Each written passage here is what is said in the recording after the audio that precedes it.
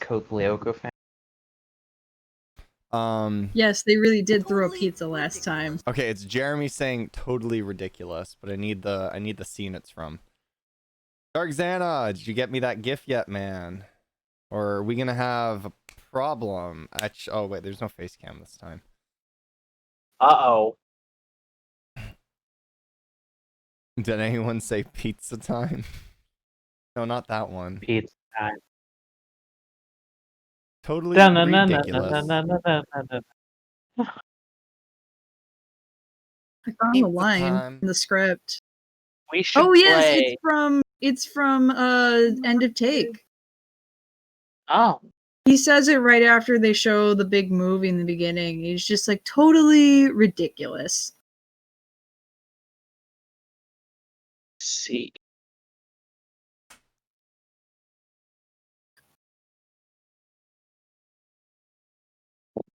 Oh, I know.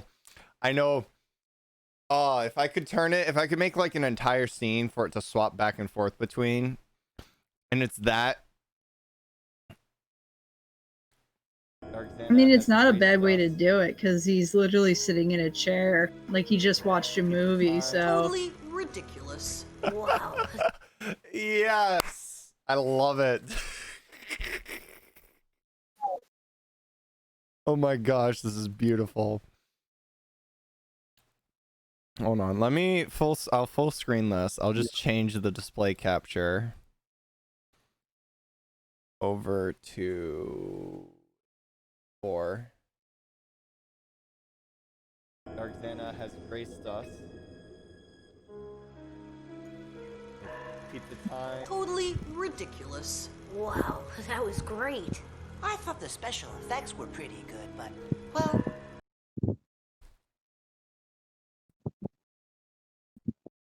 Beautiful. Just beautiful. Excellent.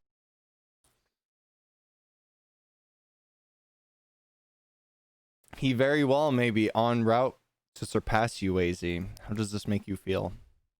I don't know about that. He has a long way to go before he reaches Wazy's level. Also, again, Alita has pink hair in the cover. I just noticed this. Yeah, she does. Like the books go into great detail to say she's got red hair, and then, but hey, Eva's the front and center, like she's the main character or something. Jeremy just looks like such a badass, right? Oh, you know who Jeremy looks like? You know who Jeremy looks like? What? Hold on. He looks like Milo James Thatch in this. He looks like Milo Thatch. Who? You can't unsee it, Flower. I knew he looked familiar. It's a little weird seeing the warriors drawn in this kind of style. Like, part of me likes this, like, I don't know the term for it, but this more illustrated concept, more realistic. And then it's like kind of weird on the warriors. Wait, Wazy, are you telling me you haven't... Dark Xana, you haven't seen Atlantis, the Lost City? Oh! This guy. No, okay, I know who you're talking. This guy. I know. Now I know, but...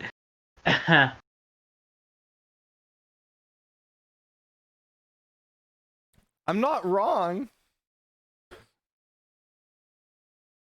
Accounting for style, he looks like Milo. Oh my gosh, you can't unsee it. You can't unsee it. I don't quite. They look similar, but I don't think it's quite that hardcore. Like, that is definitely... Yeah. Yeah. You could argue he looks like a younger Milo Thatch. Maybe. Why? Eva has some eye condition. Look at her eyes. They're so puffy. Well, I mean, she is kind of being possessed by an artificial intelligence. Man, it's almost like she is got it just me? Or does it look like there are Eye of Xana's in her eyes? I think that was intentional, honestly. yeah. Well, it probably was, but I mean, I'm just saying, am I going crazy, or am I No, actually it's seeing in that? there. It's in there. It's not easy Yeah. to see in the stream, but I just pulled up the PDF. That's intentional. Which is weird because I could have sworn they stated that like she deliberately didn't have the eyes of Xana in her eyes, and that's what threw them off. No, I can't zoom in hyper. I'm sorry. But Flower can verify because she looked at the actual PDF. Here, I'll send you a picture, and then you can show that to them. Modern problems require modern solutions.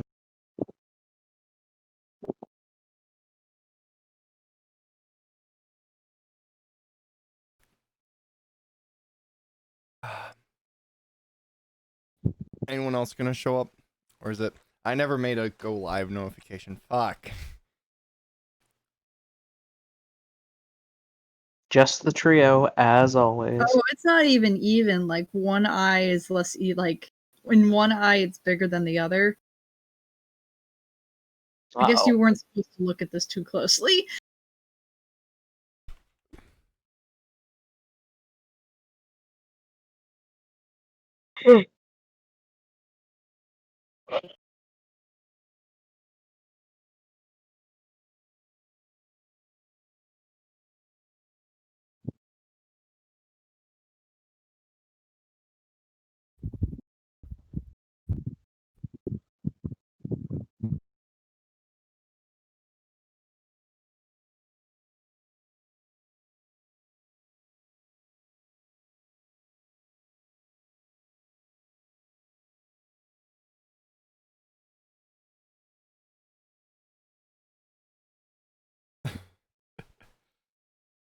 I'm running out of ideas Whoa. here. I'm running out of ideas for these things.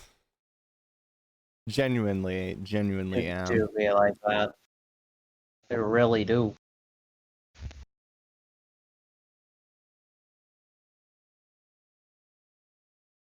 Maybe we should start looking at the chapter titles and using those. You know what? That might help. Oh yeah, it totally is the Eye of Xana. Damn. Wow. Alright. I say, let's get it started in here. Let's get it started in here. Let's get it started in here. No? Never again. Oh. Never. We're ready. Alright, Promotion. Yeah. mute up. I'm ready. Promotion. Wait, are you gonna stream or Yeah. are we Oh, doing yeah, off of... I will. My bad. Okay. Yeah, I was confused. I'm All right. sorry. Flower just started singing the song from the beginning of the SpongeBob movie. Well, no, not the very beginning. But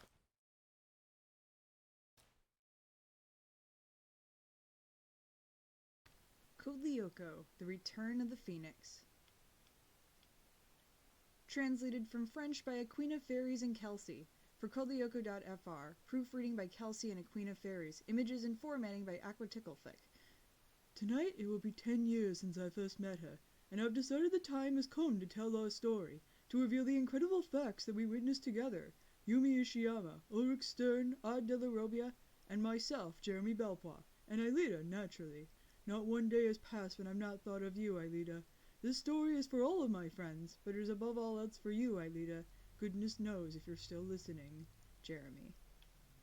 Prologue. Horses in the Desert. The dunes in the desert were shining like precious gems under the relentless heat of the sun. Sitting in one of the rows of seats of his private racetrack, Hannibal Mago lowered his elegant white hat and observed his guests. A Russian with a large round stomach like a barrel that had progressively pushed out his jacket and shirt so that only a white undershirt with suspenders remained, and a Chinese man with a serious expression wearing a dark tuxedo and a light coat. Hannibal Mago smiled, held out a hand covered in rings, and took a bottle along with 3 glasses to a folding table in front of him. The Russian asked him immediately to refill one of his water glasses that he had downed in one go. "I don't understand why you chose Morocco," he exclaimed. "It's almost 20 degrees and it's January." "In my humble opinion," murmured the Chinese man coldly, "in this season, Morocco is much preferable to Russia. Furthermore, we came here to talk business. This isn't a holiday." With a sigh, the Russian once again let himself fall against the back of his truck. On the racetrack, the jockeys were riding their horses into their exit boxes. Hannibal watched them carefully. All three were purebred Arabian horses of very high caliber. Mago's animal was a 3-year-old chestnut filly named Feza, meaning victory. The Russian's horse was a 4-year-old bay horse, and the Chinese man's had a dark mixed coat and was also 4 years old. This would be a good race. "How about we all place a bet?" proposed the Russian. "I say that my live will win." "I bet $1 million on Gang," replied the Chinese man, while motioning towards his horse with his chin. "I accept the $1 million," concluded Mago, "in favor of Faiza, of course." The three criminals clenched their hands tight and turned to watch their animals, who panted and pawed at the ground nervously, ready to take off at full speed.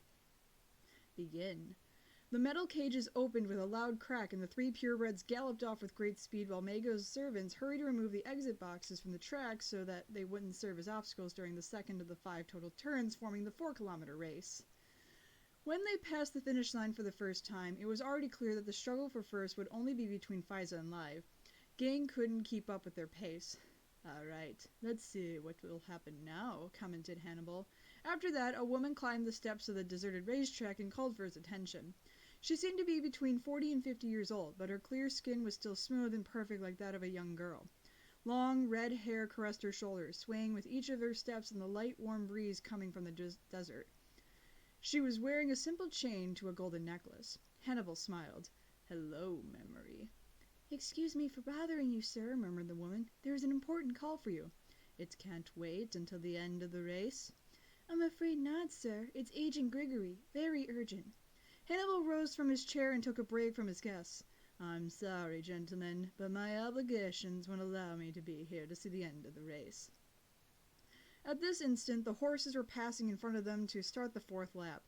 Live was in the lead with a solid advance, and Faiza was following him as close as she could, even though she seemed to be running out of strength, while Gang was hobbling along far behind. "With all due respect, we already know who the winner will be," the Russian responded with a kind smile. Hannibal smiled also, although it was a smile that was totally different. In a livid manner, he drew an enormous pistol hidden under his jacket and fired 2 shots one after the other. Live whinnied and lost speed, losing his footing while the jockey spurred him on in vain without understanding what had happened. On one of the horse's hips, a clump of red hair soaked with blood could be seen. Behind him, Gang stopped too and looked confused toward the seating area. During this time, Faiza had caught up in the race. When the 5th lap began, her 2 adversaries were faltering, uncertain of their steps. Now Live and Gang fell on the track, throwing off their jockeys, who rolled into the sand. "You killed them!" cried the Russian while jumping to his feet.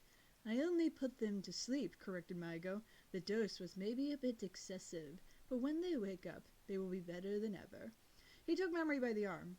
"It seems to me that I've won our little bet, gentlemen. Now you owe me $2 million. "It's never bad to give a helping hand," "It's never bad to give a helping hand," he added with a teasing pout while leaving with the woman. Hannibal followed Memory inside the enormous manor that stood just behind the racetrack, and he stopped in front of a room closed by a large wooden door.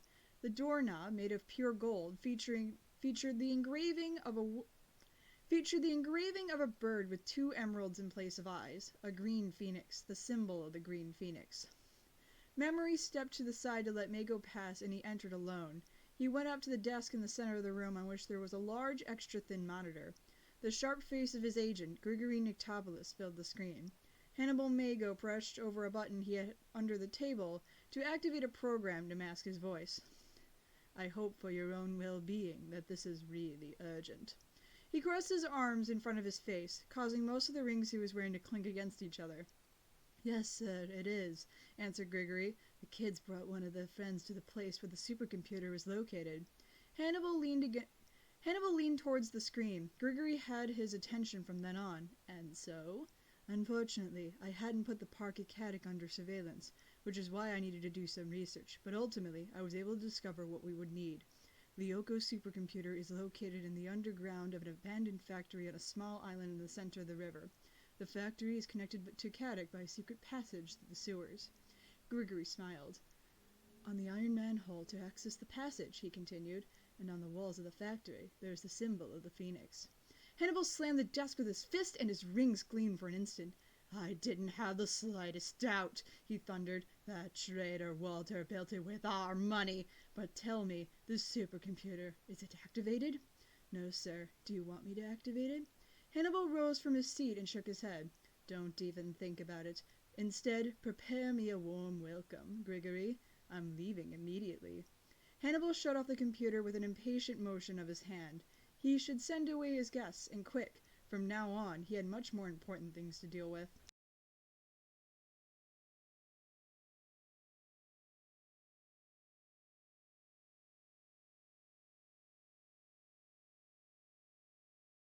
Chapter 1. Xana's Fear. The last few days' rain had dissolved the snow, and the tree-lined paths were covered in mud as sticky as glue. The dark gray sky called for yet more rain. The Caddock Park surrounded the three kids, stretching to the imposing rock wall and the iron fence crowned by the symbol of the establishment. To its right stood the school buildings, the student residencies, the administration offices, the science laboratories, the classrooms, the cafeteria, and the gymnasium. They were positioned like the prongs of an enormous fork between which the three quadrangles were situated. Aelita Hopper was walking in silence beside her friends, Jeremy Belpaw and Eva Skinner. Together they made a very odd group. Aelita, small and with fiery red hair and a pixie cut, was wearing a heavy winter jacket with feathers of the same lively red color. Eva, however, was taller and more strikingly beautiful. She had short blonde hair, eyes clear as crystals, and perfect lips. Then there was Jeremy, with his typical large cardigan and usual round geeky glasses sitting slightly off-kilter on his nose. The young boy trembled. I should have worn a warmer jacket. I'm not cold, remarked Eva. Me neither, confirmed Aelita without paying too much attention. She was thinking that her father must have also been to this place before leaving with her to the virtual world. After that, Aelita remained trapped in Lyoko for 10 long years, but without growing older by even a single day. She was supposed to be 23 years old, however. She was only 13 now. The more that she thought about it, the more that it seemed like a crazy story to her. Her father, on the other hand... Jeremy was observing her fixedly, eyes full of concern. Do you have something to tell me, Aelita? He asked her. The young girl nodded. What she might discover ahead scared her, but she felt that it was time to clear things up. A day has already passed since I found the secret room in the Hermitage and the replica, she recalled. And up until now, I could only explore the first level of my father's journal. Jeremy nodded in silence, pensively.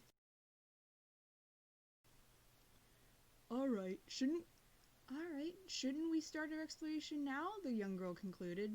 Aelita had entered the journal the other day, and like a ghost she could observe with her own eyes several fragments of the history of her father and her mother, and Thea.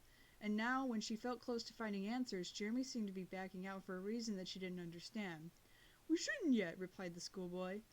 First, we need to be sure that... This is about my father, Jeremy, the young girl exploded, and he is dead, and I don't have any idea where my mother is. Okay, surrendered Jeremy, protecting himself with his hands. You're right, he continued immediately, while smiling at her tenderly.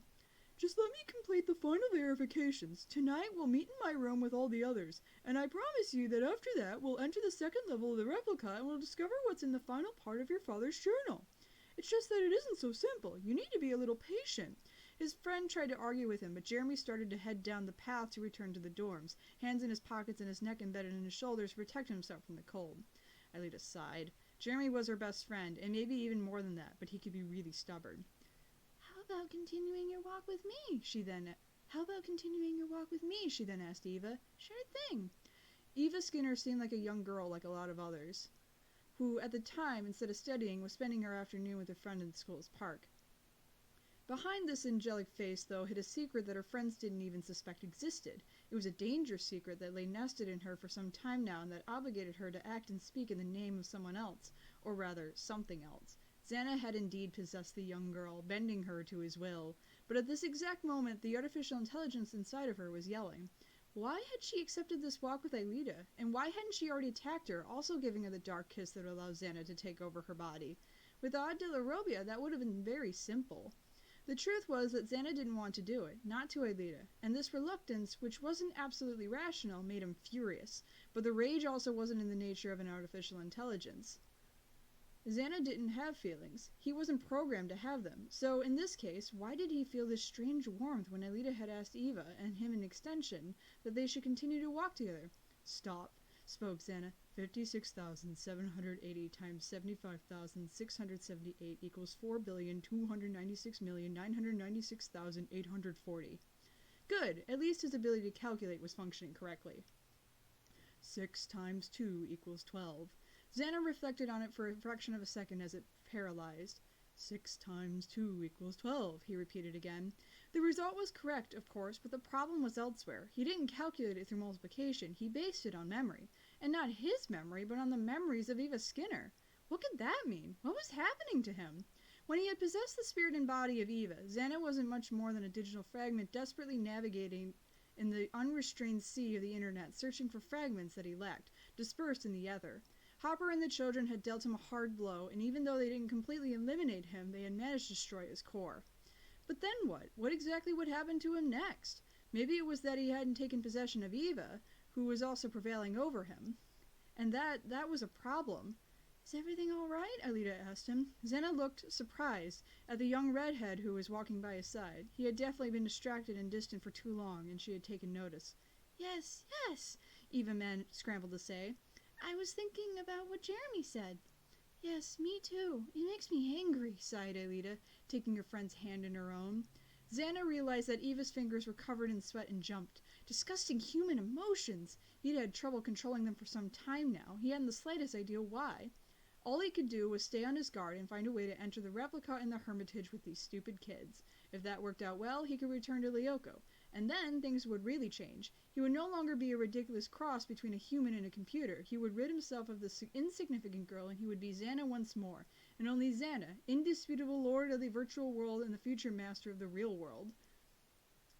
At more or less 6 in the afternoon, the Caddick library was empty. There was only Ulrich and Yumi left inside, sat one facing the other with their heads buried in their books. Yumi was concentrating on her studies. She was 1 year older than her friends, so she was in a higher level class than them, and the day after she would have a more complicated history exam. As for Ulrich, well, he didn't have any exam on the horizon, but he couldn't miss out on the chance to spend some alone time with her. Yumi lived with her parents not too far from the establishment, and during the afternoon she didn't usually stay at Caddick. He absolutely had to take advantage of this opportunity. Ulrich raised his head from the books and looked at her. Yumi was tall and thin and had long black hair and 2 almond eyes that seemed full of intriguing things. She was dressed in black like usual, and her brow was furrowed. She was gorgeous. Hey, why are you staring at me so much for? She asked suddenly. Nothing, jumped Ulrich, starting to splutter. I was thinking about Odd. Don't you think he's acting a bit too strange lately? Yumi set aside the history book for a moment. It's everything that's happening to him. He's in love, she declared. It seems like he and Eva are serious. Ulrich still wasn't totally convinced, and he shook his head. It wasn't just that he was acting passionately for the beautiful North American girl who had been in their class for several weeks now. What's going on? Yumi pressed. You should be happy for your best friend to finally stop acting like Don Juan with the first girl that passes by and for managing to find a girlfriend. Do you realize how they look at each other? Insisted Ulrich. It always looks like they're sharing some sort of mysterious secret, and sometimes Eva starts a sentence and Odd finishes it as if they were thinking the exact same thing. Well, that would be because they were made for each other. Ulrich sighed. He and Yumi were also made for each other. He didn't have the slightest doubt, though he never could understand what she really wanted. However, despite the fact that he had known her for a long time, this young girl was indecipherable to him. Hey, guys! A voice called to them from the back of the library, and Odd was there with his usual lively smile and clothes. His hair, a bright blonde color, was shaped rigidly to a peak on his head as if he had been in a dynamite explosion. Speak of the devil, mumbled Ulrich, resting against the back of his chair. What are we saying about what devil? Asked Odd with curiosity, while sitting down, straddling a chair and beginning to carefully observe a book that Yumi had.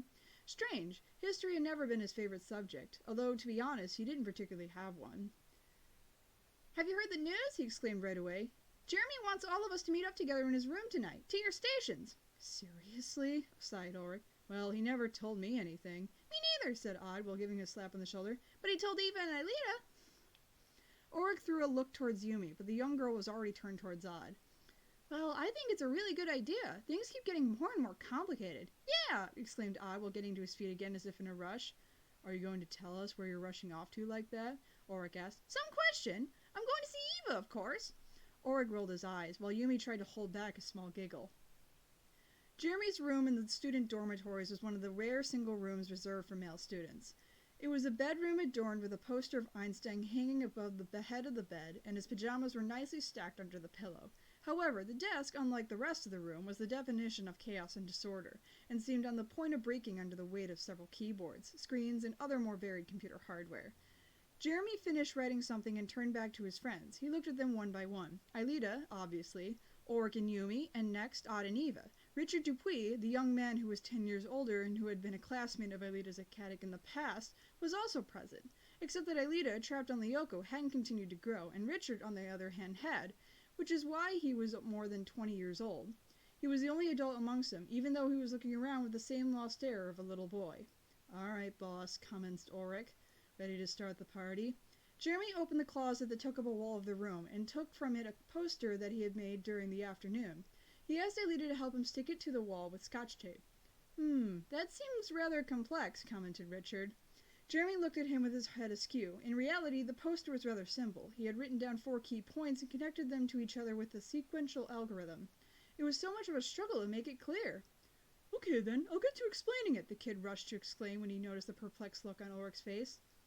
"Excellent idea," smiled Yumi. On the poster, several words could be read. 1. Dossier.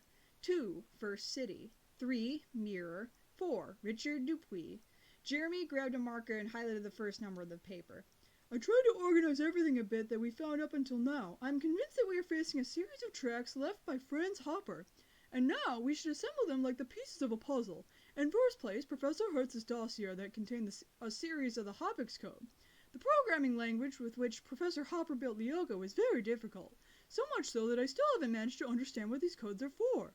Anyway, in the dossier, there was also an address that we followed." Jeremy stopped, marker in the air, searching for the second number. "Number 2, a replica that contained a rough copy of the virtual world that I've called First City." "What a great waste of imagination. Bravo, dear sir," commented Ulrich, provoking laughter. Jeremy, however, remained more serious. "In reality," he continued, "it's the name that Hopper was using too. In his journal, whatever the case, Ulrich and Yumi entered the First City by using the scanner they found in Brussels to virtualize themselves, but they didn't manage to discover anything." "The men in black appeared," protested Yumi. "They were chasing us down."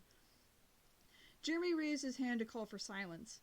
"If you continue to interrupt me, we'll never finish. Let's leave the commentary for later, okay?" Everyone agreed, and Jeremy continued his discourse, which he had prepared nicely. "Alright, so let's see the numbers. 1, the dossier. 2, the First City.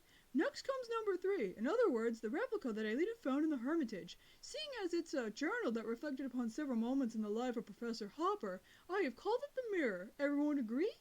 His friends didn't even flinch. "Okay, everyone's in agreement then. So finally, we arrive at number 4, the cards that appear on Richard's palm computer.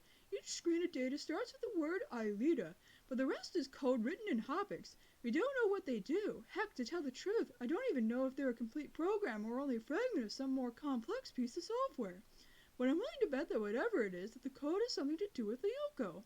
Jeremy stopped to catch his breath, and traced the marker next over a line that went from point 2 to 3, from the First City to the Mirror. "When Aelita showed me the second secret room of the Hermitage," he explained, "I suspected something right away, and this is the reason that I prevented her from entering the second level of the journal yesterday. I wanted to confirm my idea. To give it to you briefly, below the Hermitage there's a scanner that provides access to the mirror, but there's no supercomputer." Aelita jumped up. "What are you saying?" she protested. "The journal is a virtual reality generated by a computer, so there must be a computer." "Exactly," confirmed Jeremy calmly. "But this computer isn't at the Hermitage. All that's there is a simple terminal. And this isn't all. Based on the descriptions by Yumi and Ulrich, I don't believe there was a supercomputer at Brussels either. In short, guys, we're speaking of a machine that's much more complicated, and much larger. It occupies the whole floor of the factory. It's impossible to just hide one here and there." "And so?" insisted Aelita. "Well, that's the big discovery. The First City and the Mirror are only sandboxes. Sometimes programmers introduce a sort of operational core to computers completely separate from the rest. It's a protected space where any such experiments cannot damage the rest of the system, precisely like a sandbox that children play in at the park. In English, it's like constructing a computer first and then adding another smaller one." The others exchanged confused looks. They maybe didn't understand all the details, but the main concept was clear to them. The sandbox theory explained a lot of things that had remained in the dark the whole time before. Hopper made precisely that, Jeremy continued. Inside the supercomputer in the factory, he created 2 sandboxes. The first city and the mirror. The scanners at the Hermitage and the primitive materials at Brussels do nothing more than connect to the supercomputer at the factory thanks to a high-security wireless network which then accesses these 2 cores. Stop, sighed Ulrich. You're starting to give me a headache. I get it, murmured Odd, on the other hand. The other stared at him, surprised. In general, the young boy was a genuine idiot when it came to technology. All right, let him finish, Eva then exclaimed. Yes, of course. Well, Jeremy struggled to continue. We would have shut down the supercomputer totally convinced that we had deactivated it forever. But in reality, we didn't realize that there was a hidden protection system that continued to supply energy to 2 sectors of the computer. These would be the 2 cores of the first city and the mirror. And, in my opinion, the sandboxes weren't there by coincidence. They were tracks purposely left by Hopper. To tell us what? Asked Yumi. I don't have the slightest clue, but tomorrow afternoon, after class, we can discover what's on the second level of the mirror. What do you all say? The others smiled and Jeremy relaxed.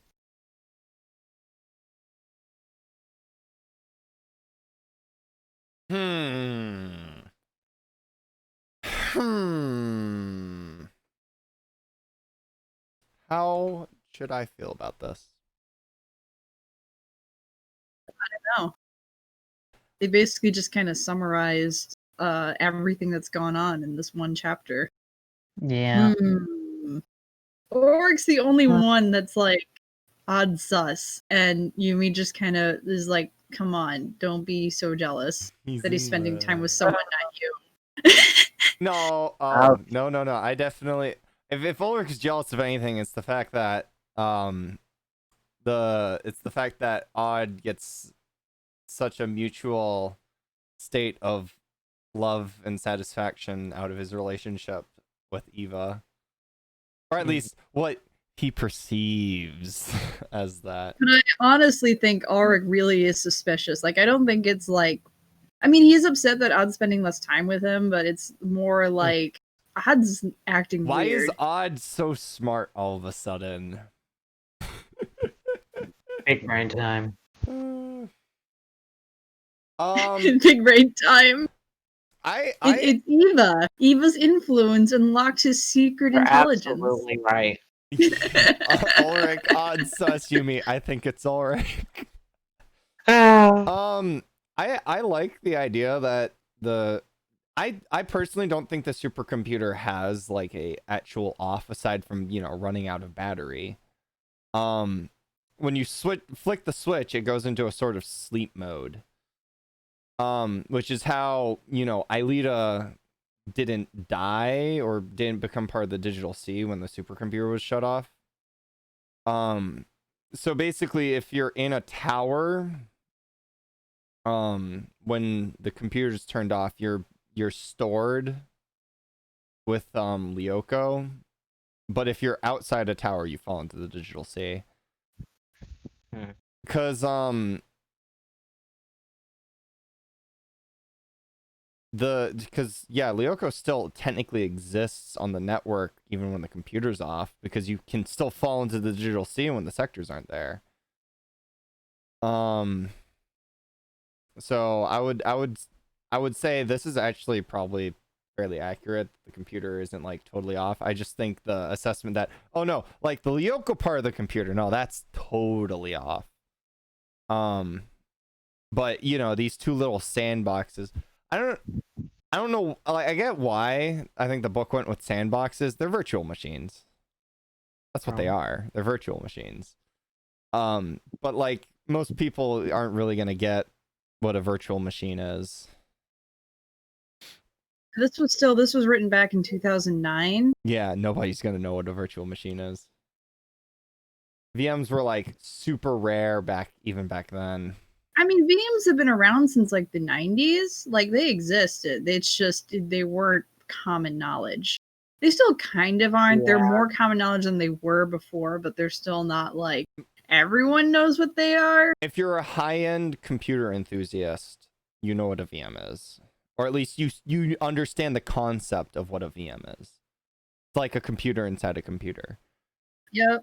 But if you're just a general consumer and someone told you virtual machine, you might be able to figure out that it's like a virtual mean, computer, but you wouldn't know what it is. Calling these virtual worlds like a virtual machine might be misleading in the terms of the terminology of the show. Well, no. Well, the sandboxes contain the, so it's not that they're virtual machines, they're virtual worlds running on virtual machines in a sense.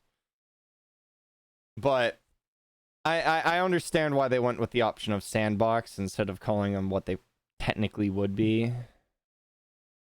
The partition section of the supercomputer would be a VMs VM. are sandboxes, so No, yes, I'm just saying, like, I feel like Jeremy probably, it probably says in the notes what they are, VMs, but you know, Jeremy's like, no one's gonna understand what those are. but no, well, Jeremy has been known in canon to not like hold back on the terminology in his explanations, regardless of whether or not his friends can understand the words he's saying.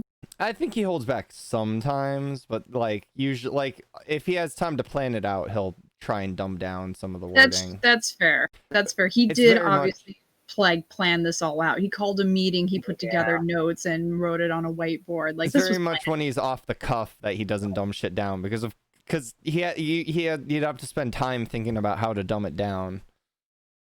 And usually he ends up having to dumb it down anyways after the fact, so maybe he's just learned. I mean, this is post Lyoko, so time.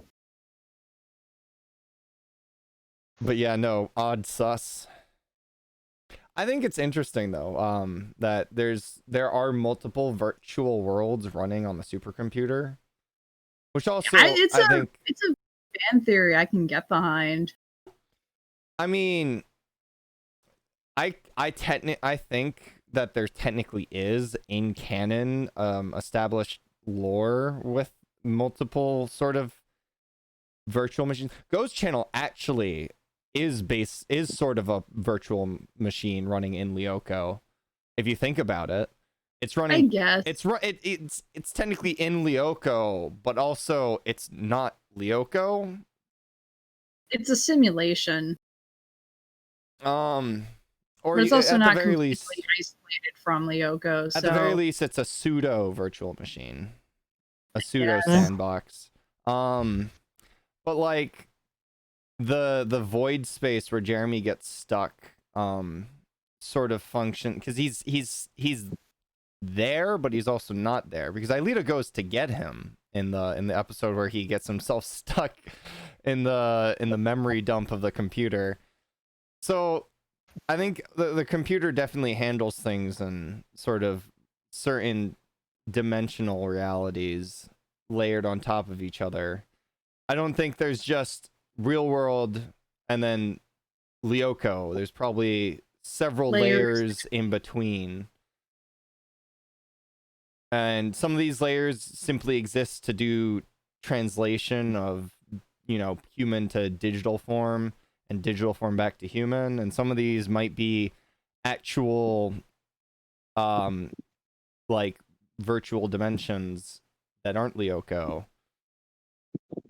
that serve other purposes, or you know, things that have to do with the supercomputer. I mean, we're literally talking about a computer that can move through time, so well, I mean, Chronicles kinda forgets that the Return to the Past is a thing. Damn it, Flower, stop reminding us how shit Chronicles is. Oops. Chronicles does that. You don't have to do it for it. Alright. But like I said, Chronicles is sometimes it's interesting and other times it's infuriating, so Alrighty. Well, on to the next chapter. So everybody mute up.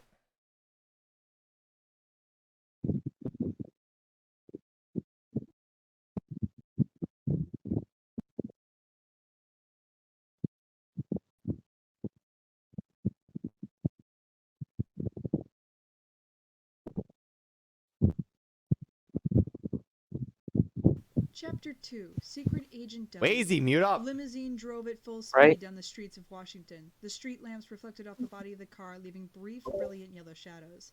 Inside the vehicle, Dito was looking out the windows at the calm shores of the Potomac River, separated from the roadway by a long group of trees. To see all this water that was passing through the middle of the city, opening a path between buildings, roads, and parks, managed to give her a sensation of serenity.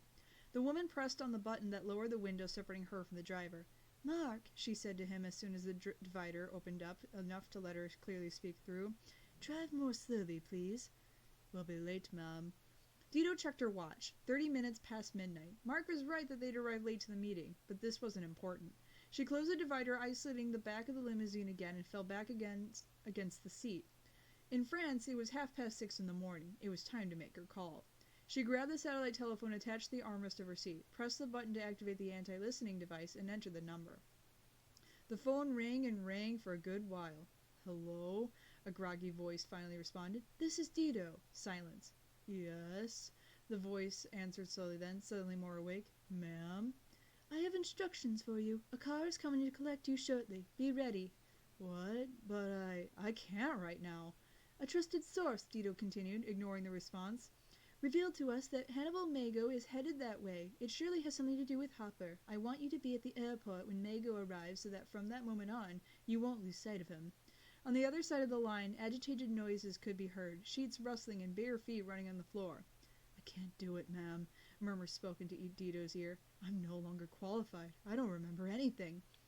"You know everything you need to. You know that you've done very bad things, and you don't want your wife or your son to know. For this reason, Walter, you're going to do what I say. 10 years ago, you became a key player in this story, and now it's you who will finish it. The men who are on their way to get you are agents of mine. They will tell you how to get in contact with me." Dito hung up the telephone without warning, waited a second, then dialed a new number. This time, the person answered immediately. "Agent Lone Wolf at your orders." "Go look for Walter. I have a mission for you." Ulrich entered class and sat by himself at one of the desks in the last row. He looked at Jeremy and Aelita for a moment, sitting together, then at Odd beside Eva. It wasn't fair. He and Odd had always been like two pizzas in a pod. The same desk, the same dorm. It's true that sometimes Odd was unbearable, and that's not to mention Kiwi, the bratty little mutt that he called a dog that also lived in their room. But they had become friends, and now he had been replaced by a girl. "Hello, everyone," said Professor Hertz while entering through the door, dressed in her usual lab coat. She was a petite woman with a cloud of cotton-like gray hair on her head and round glasses. She was carrying a test tube full to the brim with strange black and white alternating discs. "A Volta battery!" Jeremy immediately exclaimed from a spot in the front. The professor smiled. "That's right. Today we're going to study Volta's battery, the first static electricity energy generator." Ulrich's attention immediately drifted elsewhere. It was much more interesting to think about what Jeremy had talked about the night before. They were going to spend the afternoon at the Hermitage, the cottage where Aelita had lived with her father several years before, and then they finally were going to use the scanner to do some exploration, even though it wouldn't really be him entering the mirror. After a long dispute, they decided what the team would be. Aelita, of course, with Yumi and Odd. Ulrich tried to protest, but Odd was adamant, so he eventually gave in, which was too bad, because Ulrich would have loved to enter the virtual worlds created by Hopper. Inside, he would no longer be a simple cat boy, and he would transform into a samurai, with a katana at his side, ready to face any danger, and he formed an invincible duo with Yumi. His phone started to vibrate in the pocket of his pants. Ulrich took it out and read "Mum" on the screen. That bothered him a little. Ulrich did not get along well with his parents. What could his mother want at such a time? Then he felt faint. The week before, a mysterious man with 2 dogs had tried to hurt Odd's father and Yumi's parents. Maybe... "Can I leave for a second, Professor?" he asked while raising a hand at his desk. "I have to go to the bathroom." His words were met with crazy laughter from the class. "Hurry up," was Professor Hertz's response. Ulrich smiled while running from class, and as soon as he had shut the door behind him, he answered the phone. "Mom, did something happen?" "Huh? Hi, Ulrich. Sorry to bother you. No, nothing happened." Ulrich sighed. He was starting to get annoyed. "What is it then? Why'd you call me?" he argued. "You know I have class now. You had me worried." His mother continued to stammer as if she was trying to say something, but didn't know where to start. "You see," she started finally, "your father should arrive in the city more or less in time to eat. He had an urgent business affair or something of the type. I don't fully understand. But seeing as he'll be in town, you should call him. You could see each other and talk for a bit." Ulrich's parents lived very far from the city of Caddick, and normally they never came to see him. The young boy sighed. This afternoon he wanted to go to the Hermitage with the others. He didn't have time to be with his father. Furthermore, they would just end up arguing like usual anyway. I don't know if I'll be able to, he lied, grateful that his mother couldn't see his face through the phone. I have too much to study. Ulrich, the woman's voice became quieter and softer. I know that things didn't go so well the last time, but you should give your father a chance. Promise me that you'll call him? Ulrich dismissed his mother as quick as he could. He then thought for a moment and dialed his father's number. An electronic voice told him that the phone he dialed was off or out of service at the moment. The sky during the first hour of the afternoon was still gray, but it was a bit warmer, and there was no rain. Ulrich put the phone back in his pocket. As usual, he had no way to contact his father, and he watched Odd carefully. You seem really happy. You're staring into space with a smile stuck on your face like an idiot. And how the heck did Jim agree to lift your punishment? Ulrich gave a slight sarcastic smile. Several days earlier, the gym teacher, Jim Morales, had been on the verge of finding out all about Kiwi, and had decided to restrict Odd from leaving the dorms. Who were you calling? His friend asked, pointing towards Ulrich's phone that he had just put away. My father. But he didn't respond. The young man shrugged his shoulders. Well, parents only lead to trouble. You know what I mean, right? How is your old man? Is he better yet? Odd staggered as if trying to recover some information from some lost nook in his brain. He's doing better, he said in a monotone voice. He's eating again, but his memory still isn't back. He's going through the same thing as Yumi's parents, said Ulrich, nodding his head. They are disoriented, and they keep repeating the same phrases. Yeah, Odd confirmed. Dan keeps speaking of a certain Walter. He says that he sent him, and he keeps mumbling about some absurd story. Walter? Said Ulrich, surprised. That's my dad's name, too. At that moment, Odd signaled across the street. Richard Dupuis was headed towards the Hermitage with his hands in his pockets, dragging his feet. Hey, Richard, Ulrich called out to him. Let's go together. You should have a code name, said the guy seated by his side. It's Chew, confirmed the one in the opposite seat. Like us. I'm Weasel, he's Ferret, and our boss is Lone Wolf. I'm Walter, he answered, shrugging. Period. Just like Dido had told him, these men had come to get him by car. They had even brought him some new clothes, a black suit, a black tie, and a black coat that went down to his feet, and a pair of sunglasses. Black, of course. It was ridiculous being dressed like this. They could be noticed a kilometer away, but he remained silent and changed his clothes. However, he wouldn't accept being given some stupid nickname like Lynx or Prairie Dog. The gun weighed down heavily on him, and the holster for the pistol made his armpit itch. How'd I manage to get myself in this mess, he thought. The truth was that he didn't remember. His memory was an empty black hole. He remembered what happened since 1994 up until now, but absolutely nothing that he had done prior. All he knew was that he had done some deplorable things, and that these men in black and Professor Hopper had something to do with it. Lone Wolf, the boss of this little group, drove the sedan to the Parisian region and immediately headed to the airport. Once there, he traded several words with some police officers, showing some notebooks and authorizations, and next they were opening the gate so that they could enter the zone reserved for airplanes. They were parked behind a hangar, posted there, binoculars in hand and guns loaded.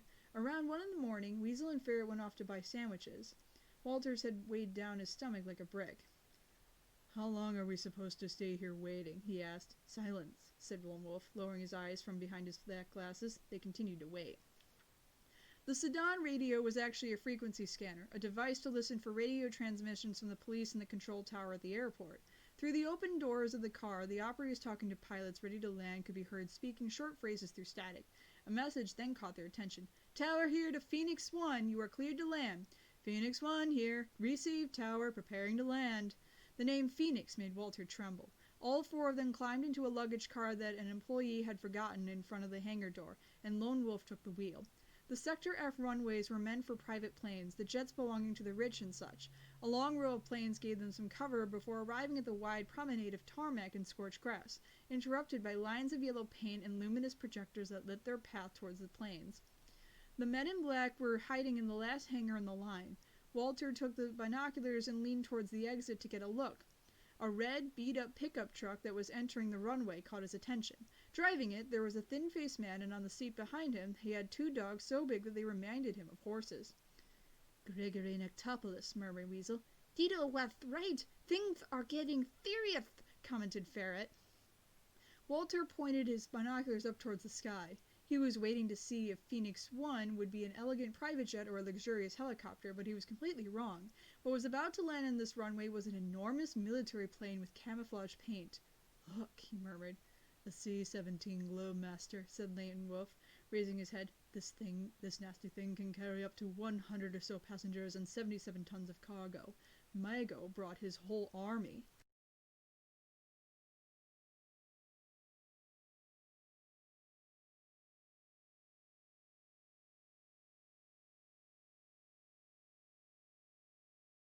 Chapter 3. Accessing the Mirror. The Hermitage was a 3-story building, tall and narrow with a small porch in front of the main entry and a small garage to the left. Around it, the house had a fenced garden. The fence at the back separated it from the much larger Caddick Academy Park. Ulrich, Odd, and Richard arrived at the front gate together. The other children were already there, waiting for them seated in a swing that also served as a settee. They had all come, Jeremy, Aelita, Eva, and Yumi, holding Kiwi in her arms. Odd saw his dog, though he gave no sign of recognizing him, and the little puppy growled at him, suspicious. But this only lasted an instant. The teen ran towards him, and Kiwi began to bark, overly excited, licking his face like he did with everyone. Kiwi was still injured, and his body was covered in bandages. According to Jeremy, 2 large dogs had attacked him, the same ones who always accompanied the man with the red pickup, who had attacked Odd's father and Yumi's parents. Ulrich approached Yumi and put his arm around her shoulders. "It was nice of you to bring him." "Actually," she responded, blushing, "I had to do it. Haruki went out with her mom today, and Kiwi wouldn't stop complaining." "Well, other than that, you gave Odd a nice surprise." "What do you say?" exclaimed Jeremy, who until now had been talking to Aelita some distance away from the group. "We cut the chit-chat and get to work. We have a whole virtual world to explore." During this time, Richard hadn't stopped looking around him for one instant, distracted like a child with sweets in sight, but who was afraid of getting in trouble with mother and father. Ulrich almost found this touching. He was 10 years older than them, much taller and with completely uncombed red hair, but he seemed so shy. "Is everything okay?" he asked him. Richard nodded, but then shook his head. "I think one of us should stay here in the garden to keep watch in case someone comes." "But who would come here?" Jeremy mocked. "Well, I think it's a good idea," Aelita replied, approaching Richard and placing a hand on his shoulder. "The man with dogs could still be hanging around, and I would feel a lot safer knowing someone was out here keeping their eyes peeled." Richard Dupuy's face brightened with an ample smile. Lone Wolf had been right. Hannibal Mago had brought an entire army with him. Walter and his companions remained in their position, watching the long lines of men and vehicles disembark from their plane. Soldiers in camouflage uniform with semi-automatic pistols, faces hidden by helmets and gas masks, and 5 trucks, 2 open ones transporting troops and 3 carrying crates and equipment. "This is crazy," said Walter. "How are they going to move around the city with all these weapons and camouflage paint vehicles? It's as if they want to invade France." "He managed to land a military plane at a public airport," breathed Lone Wolf. "Do you realize how much that must have cost him? This guy has enough money to go wherever he wants." "And there's Mago in person," Weasel announced. Walter held the binoculars back up again. At that moment, a white, open-roofed Jeep descended from the plane, driven by a woman around 40 years old with striking red hair. At her side was a man of unidentifiable age with his face partially hidden by a wide-brimmed purple hat. He was dressed in a suit and tie, both purple, and on his hands, resting on the dashboard, shone dozens of rings. "Looks like a gangster with a fancy tailor," Walter commented. "Did you hear that, Wolf?" Ferret said after bursting out laughing. "A fancy gangster!" Grigory Nictopoulos' pickup approached the Jeep and the man stepped out, closely followed by 2 Rottweilers with pitch-black coats. He and Mago exchanged brief nods. "Get back to the car," hissed Lone Wolf. "They're about to head out." The group moved like a rigid snake around the perimeter of the airport, and after several seconds the men in black sedan appeared behind them. Walter sat in front with Lone Wolf and nervously fiddled with a seatbelt. He carried a gun underneath his jacket, and there was an army moving in front of them. He wasn't suited to this kind of thing. Mago's soldiers had hidden their weapons under a fake bottom in the trunks, and they were now looking around, joking with one another, hissing and gesturing at the pretty girls they saw on the roads. Walter had never seen such frightened grimaces in his life.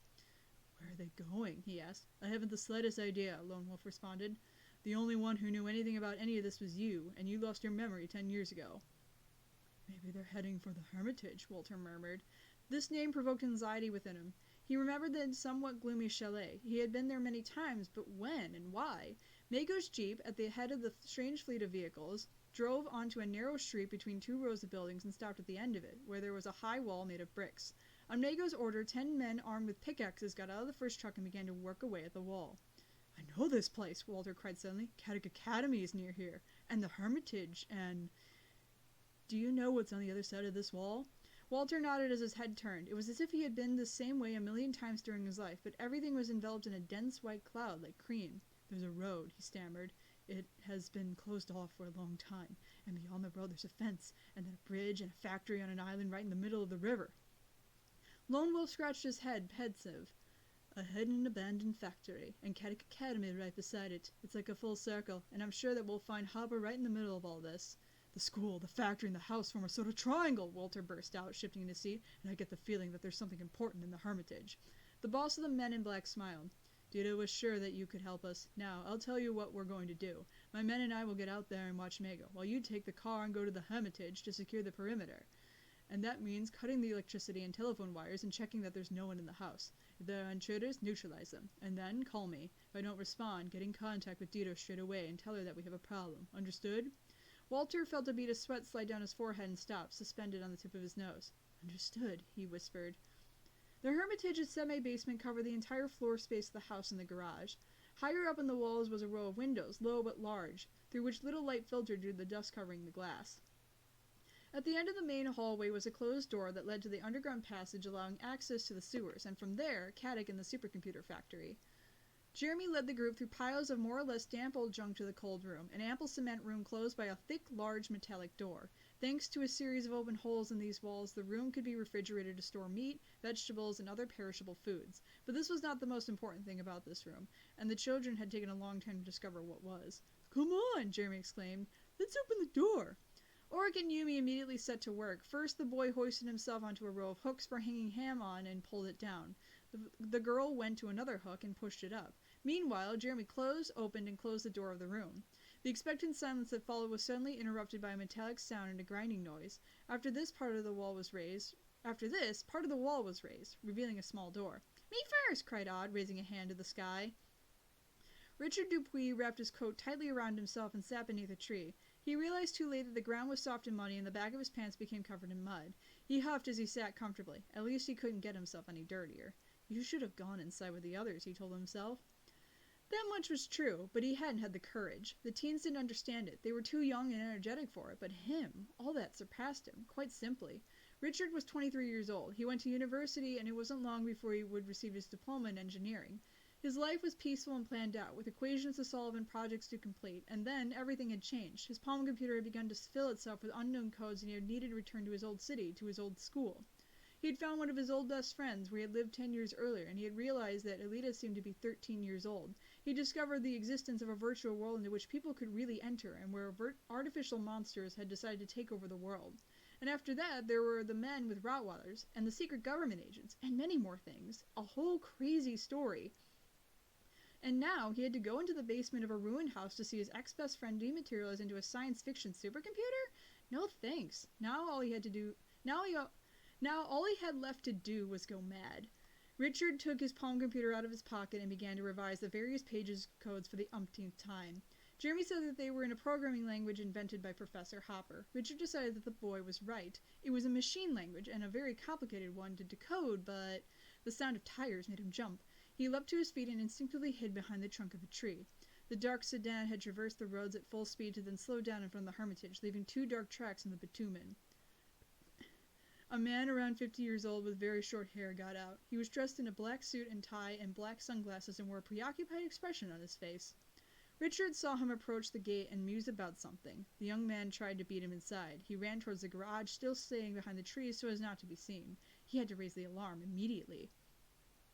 Jeremy opened the door of the scanner column, allowing everyone to see a narrow circular space that was completely empty. Odd had disappeared. The boy sat in front of the terminal again. A perfect transfer, he announced. Odd is in the virtual world of the mirror. He heard the rest of the teens pile up behind him to take a look. The computer screen showed Odd's face, although it was very different now. He had symmetrical mauve-colored stripes on his cheeks and forehead, and 2 cat ears sticking out from his hair. He had taken the appearance of the cat boy he always looked like on Lyoko. Can you hear me? Jeremy asked him, taking the terminal microphone. Loud and clear, his friend's voice crackled through the speakers. But Aelita told me that I'd find myself in a sort of plaza with 3 trees, but I don't see anything like that here. I'm on a road in a city. Jeremy nodded. The 3 trees were a simple menu to access the different levels in the mirror, so I bypassed them and sent you directly to your destination. You'll need to explore the area a bit to understand how this level of the journal works. Got it, Odd smiled. Send Aelita and Yumi, and we'll get to it. Jeremy leaned back from the computer's keyboard and ran a hand through his hair. Yumi, it's your turn. Enter the column. You're number 2. The girl squeezed Oric's hand gently in a silent goodbye. Let's go, she then smiled. I don't want to leave Odd alone for too long. Who knows what kind of trouble he could get himself into otherwise. After closing the car door with a yank, Walter tried to loosen his tie, tight around his neck, but he hadn't succeeded. His fingers were trembling too much. He was there, in front of the house. To him it seemed like a vision right out of one of his nightmares, and for a moment he was happy he was armed. Pushing it to the back of his mind, he gently pulled the gate towards him, applying pressure to raise it a little. The old lock protested and opened with a click, giving him no need to force it open. His brain may have lost memories, but his body knew this place, and he knew how to get around it. The man took large steps towards one side of the house. The rusted iron box on the garage wall immediately drew his attention, and he smiled. It was the fuse box. He opened it quickly, took pliers out from his interior pocket, and began to cut cables left and right. Aelita opened the scanner door, revealing an empty space. "Yumi has also been transferred," Jeremy exclaimed, eyes riveted on his computer screen. "Go on, Aelita, you're the last of the team." The girl nodded, hesitated a moment, and eventually entered.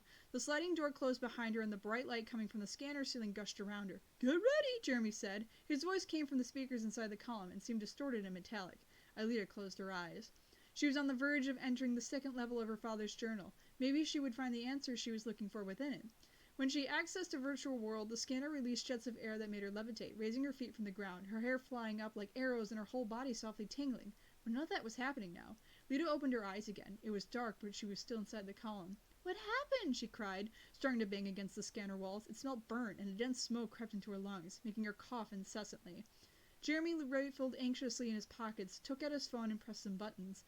The small screen lit up, brightening the room, which had suddenly plunged into total darkness. "Come on," he said. "Use your phones to give us a little light." "What happened?" Ulrich asked. "The power's been cut. The scanner's processors are fried, and the column is filling with smoke," Jeremy cried, his anxiety lining his voice. "We need to get Aelita out of there now." Ulrich gestured to Eva, and the two ran out of the room, using their phones as torches. Several minutes later, they returned with a large shovel. Ulrich slotted the iron part of the shovel in the crack between the scanner doors and began to push against the wooden handle. It's full of smoke in here," their friend's cry came from within the column. "Help me!" The metal door yielded in one blow, and Aelita fell out with her hands over her mouth and nose. Jeremy immediately approached her and took her in his arms. "What happened?" the girl asked, confused. "We don't know. There was a blackout and the system short-circuited." Jeremy felt his temples palpitate. He was afraid. If the power had been cut but a moment later, right in the middle of Aelita's transfer into the mirror, she would have disappeared into nothing, lost in a broken digital flux. Ulrich grabbed his friend by the shoulders. His pupils were completely dilated to adapt to the meager light of the phones. "Yumi and Odd," he cried in despair. "What happened to them? What?" "Don't worry, they're fine. The mirror is a sort of sandbox inside the factory supercomputer, remember?" Jeremy soothed him. "They're safe and sound inside the virtual world." He reflected for a moment and adjusted his glasses on his nose before continuing. "The only problem is that now we can't get them out of there. The scanner is out of order." "And if something happens to them while they're inside?" Aelita asked. "And if they encounter a monster?" Jeremy didn't respond. It was better to not think about this possibility. At any rate, for the moment, there was nothing they could do. Immediately after, the children jumped. Noises, footsteps in the basement hallway, someone stumbling and falling, grumbling in a low voice. Richard.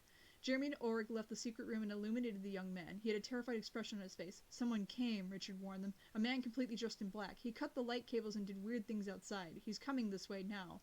Jeremy looked at Ulrich, and in his eyes saw the same thought as the one running around his own head. The men in black had found the Hermitage.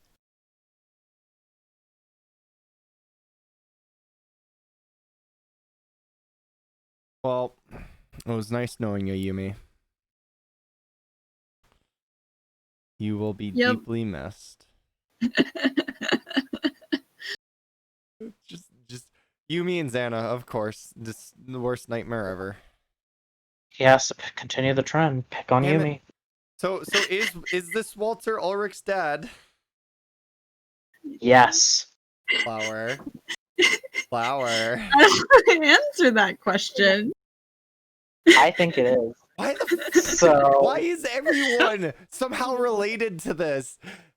Except like Odd and Yumi's parents are the only ones who don't have like anything to do with this. I'm willing to bet that freaking Jeremy's dad works for one of these people.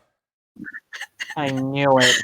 Also, I would like to bring up that no, the Pentagon couldn't tell France no, but they'd be like, you guys better watch it, because if this fucking backfires on you, we ain't having your back.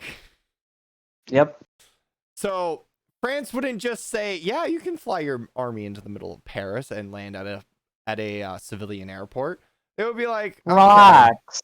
Okay, you're forking over cash, but we need to be sure. We need to be sure.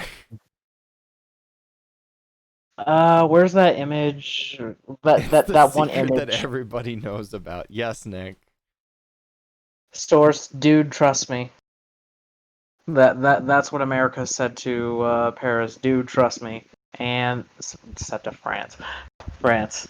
And that's how they got into the. And that's how they got the landing.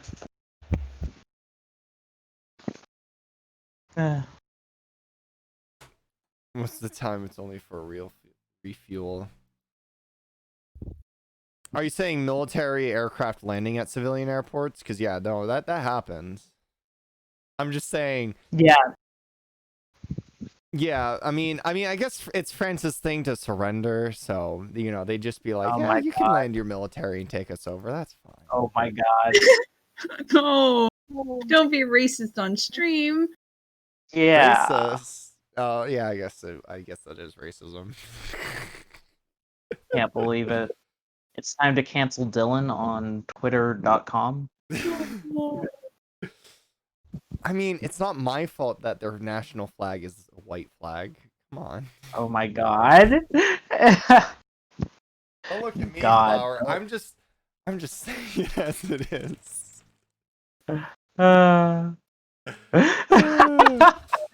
Dear Twitch, World War II memes are the greatest. you know what? World War II You know memes what? are the greatest.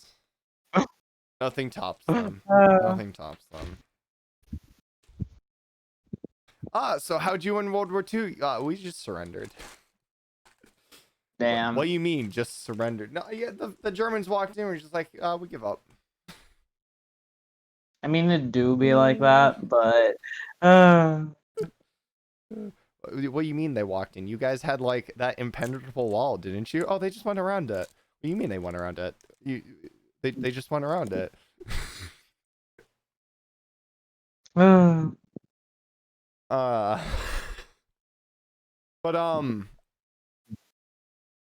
damn it, Walter, why'd you have to cut the power? You almost. Well, now we know what happens if there's a power shortage while like a transfer goes on. yeah.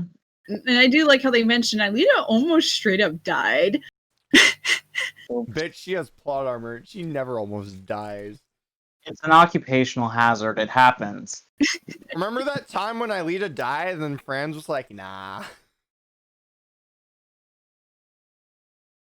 He's like, nah, you're the main character. So he's just like, bam, live. You are. Hold on, let me look. You just remember the abridged with Oh yeah, I saw that meme. you just the abridged scene where Yumi's about to fall into. She's like, "This is ridiculous. I am the main character," and then when she.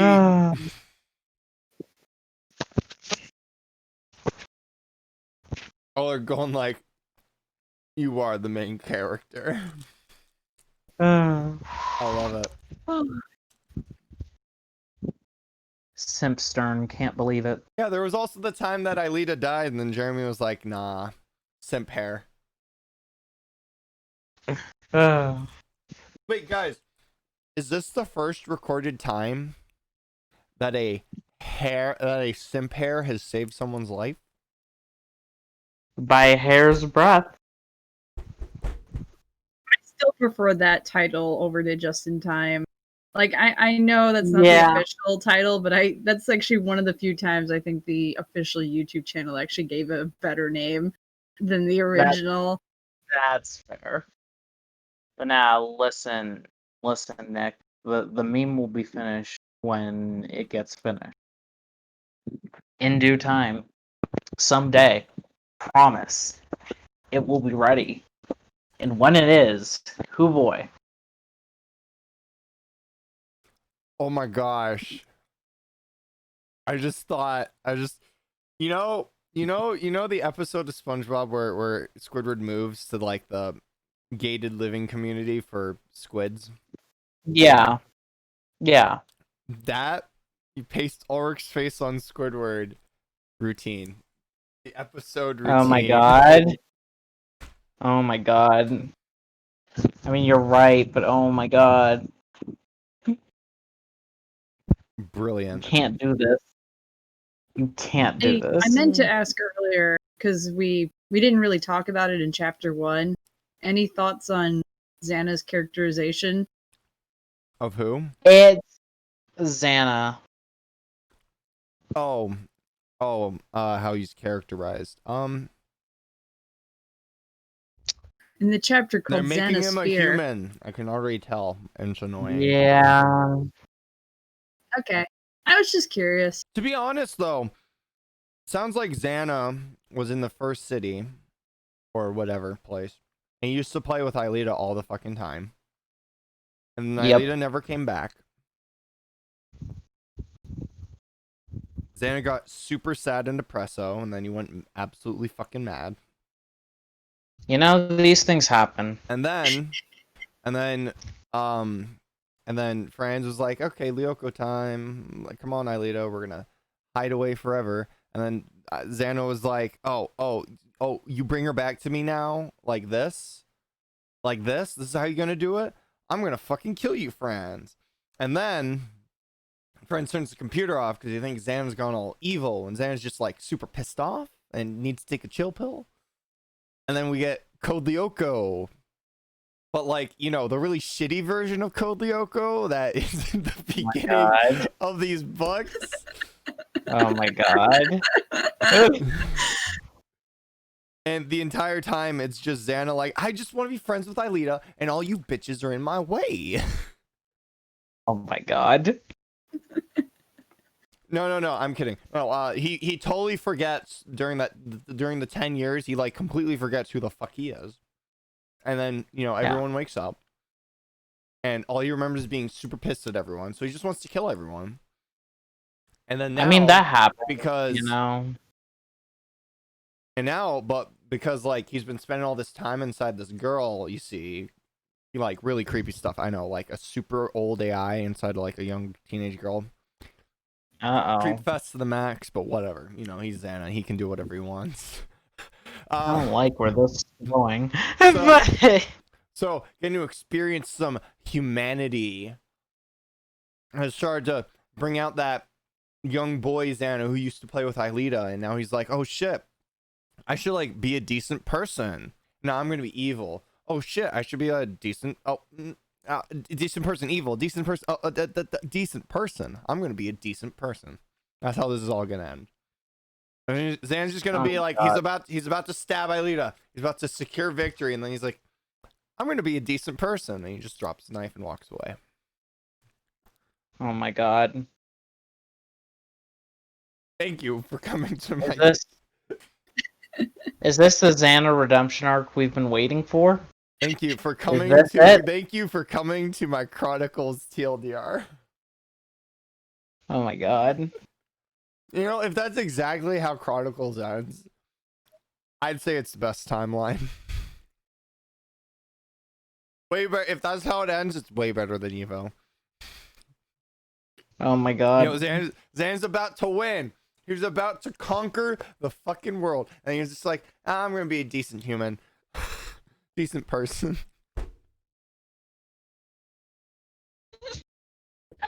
Flower, don't die on us. I can hear you dying over there. Don't do it. I just can't believe this. I can't believe this really at all. fun hearing your predictions about what's going to happen. They're next. right. They're right. I can tell that they're correct. You're close. Maybe not to the extent of he's about to stab Aelita and he's like, nah, I'm going to be a decent person. He says, but what if we were friends? And then... We'll do William dirty in the Chronicles, Mr. or Miss or whatever. Augustus. Chronicles, the way they did William dirty in Chronicles is... What's it? Sophie went up to the writer of Chronicles and said, okay, but what about William? And then the writer of Chronicles said, who? And then that was it. Psycho confirmed. I was about to say some drama between Oric and Yumi, and that's really about his only role in this. Yeah. No, and he got possessed by Xana that one time. Oh, did you guys? Only once. Never ever again. Supposedly, I have been informed. Supposedly, they never So you know how they originally intended to do 5 seasons, and the season 4 was going to be technically across two seasons, so season 4 and season 5, Yeah. the whole plot. Apparently, supposedly, I have not seen like the actual source or writer's notes on this. William was supposed to just go straight full evil mode. Oh. I'm gonna need a sauce on that one. Because Way more evil mode, which I personally don't think is right. I doubt that's It accurate. doesn't fit. I don't because fit William the character. Like William can be a bit of a jerk Yeah. sometimes, but he's not evil. Yeah, exactly. Yeah, well, the way he I- like stalks Yumi can be a little creepy, but that's probably the worst thing he does. he's just so.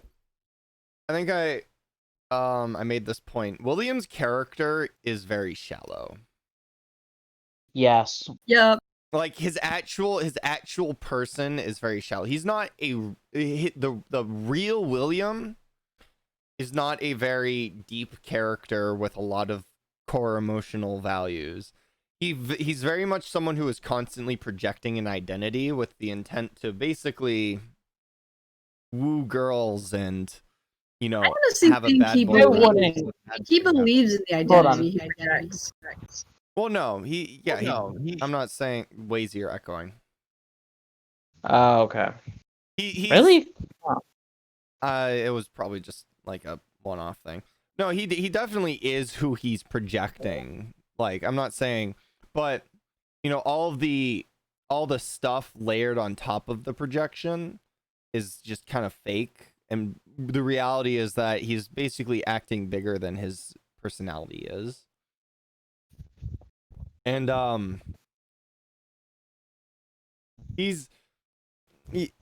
so the thing is like, no, Yumi was like, yeah, of course, like, oh man, he's giving me attention, he's kind of this cool bad boy, and I kind of like that a little. And then once she like realized what's going on, she was sick of it. She's like, oh, he's just doing this to impress me, to get me to like him.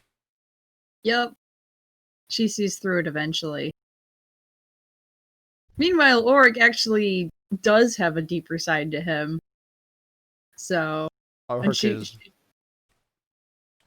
Ulrich's a hot mess. that's what it is. Ulrich's a hot mess. Oh. And if anyone knows anything about a hot mess, there's a lot of layers to it. Oh my god. Okay, but no, I will say that Gagusa's right. William's clone is better than William, and I would say William's honestly clone now has more personality than William. William's clone is one of the best characters in the show, and I will die on this hill. Like, genuinely, I love William's clone. William's clone is great because he's so simplistic. Like, yeah, he makes mistakes, but it's not because of a character flaw. It's literally just he's a basic program only emulating how humans act. Not only that, but not every character has to be like huge and like, oh yeah, so I started the show as this humble, this and that, but now at the end, look at me now. Like, some characters are static, some characters are flat. I'm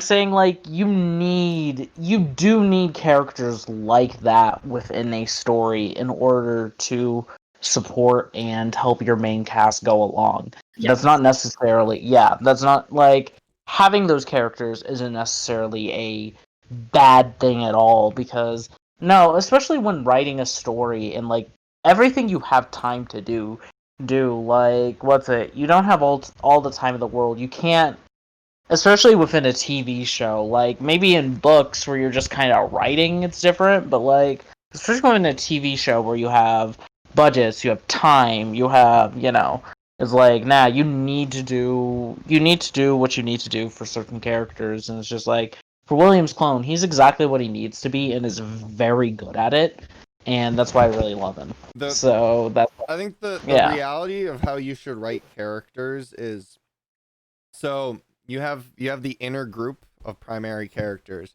Your primary characters should almost always have dynamic elements to them. There should not be. Yeah, of You should course. never have a completely static primary character. And now you can have Agreed. primary characters who have static traits. Like Odd, for example, is just goofy. Mhm. He's always goofy. Exactly. He never changes how goofy he is. Yeah, Ulrich exactly. is always kind of depressed and moody, and he broods, and he doesn't really work through that. Everyone kind of wishes that was a He bit gets more better. of a. Yeah, he does get better, but he's still sort of static on that regard. Yeah. But you want your primary characters, the characters you're always focusing on, to be dynamic in a good portion of their character traits. And then Definitely. once you kind of start, the further you get from the main bubble of the primary character bubble, the more static Mhm. people should get. Teachers, they should Yeah. always, teachers, they should almost always be the same person unless they're more in on the circle. Teacher, so Mrs. Hertz is almost always the same teacher. She's the exact same character start to finish for the most part. She's tough on Ulrich pretty much whenever we get to see those sort of interactions. She's tough on Ulrich because he's not doing good in class. Jim, however, is one of those teachers who's kind of more into the middle circle. We get character development out of him. He does change over the story a bit. Sure. Yes? Yeah, he does. We Really? learn more about Jim. Goes We learn from more about him, but that doesn't mean he changes as a character. I think one of the problems is the Return to the Past kind of undoes some of the dynamic think it's character just- stuff we get with Jim. Jim, he can change his behavior in certain circumstances, so he acts in certain ways. Like when a Xan attack happens and he helps defend the students, that side of him is always there. It just doesn't get brought out unless their circumstance demands it of him. He's still a pretty static character. I'm just saying he's more in the he gets closer to the center, so he has some dynamic stuff to Yeah. him. If you so look you're at saying Anais Fekay is a static as fuck character. Who? barely a character, honestly. What? She's barely a Who? character. She's just this Anais Fekay. See, even Yeah, Wheezy, head writers like who? I'm- Like exactly. Wait, how mostly can you forget the kidding. most beautiful I'm girl at kidding. Caddick? I actually am kidding, but but no, it's just like, yeah, no. Like, you talk about characters like fucking, what's it? Matthias Burrell. Like, He's what's static it? as fuck. Again, I occasionally, he's only like he's got more going on than a freaking Anais He Fekay. does have more going Yeah, on than Anais exactly. Fekay. Much But- because brushed his teeth that it's literally a morning, like, background I mean, character. Wait, oh no, Uh. shit, he is a dynamic character. He did he learned to brush his teeth Yeah. this morning. Exactly. So, you gotta give him credit where credit's due. But, Yeah, give him credit where man. credit's due. It's just like, But no, We should probably get going because we Yeah, still have probably. over 4 Yeah. minutes of material to get through. we do. do. We we got can a talk quick more conversation. afterwards. All right, Yeah. 3, Yeah.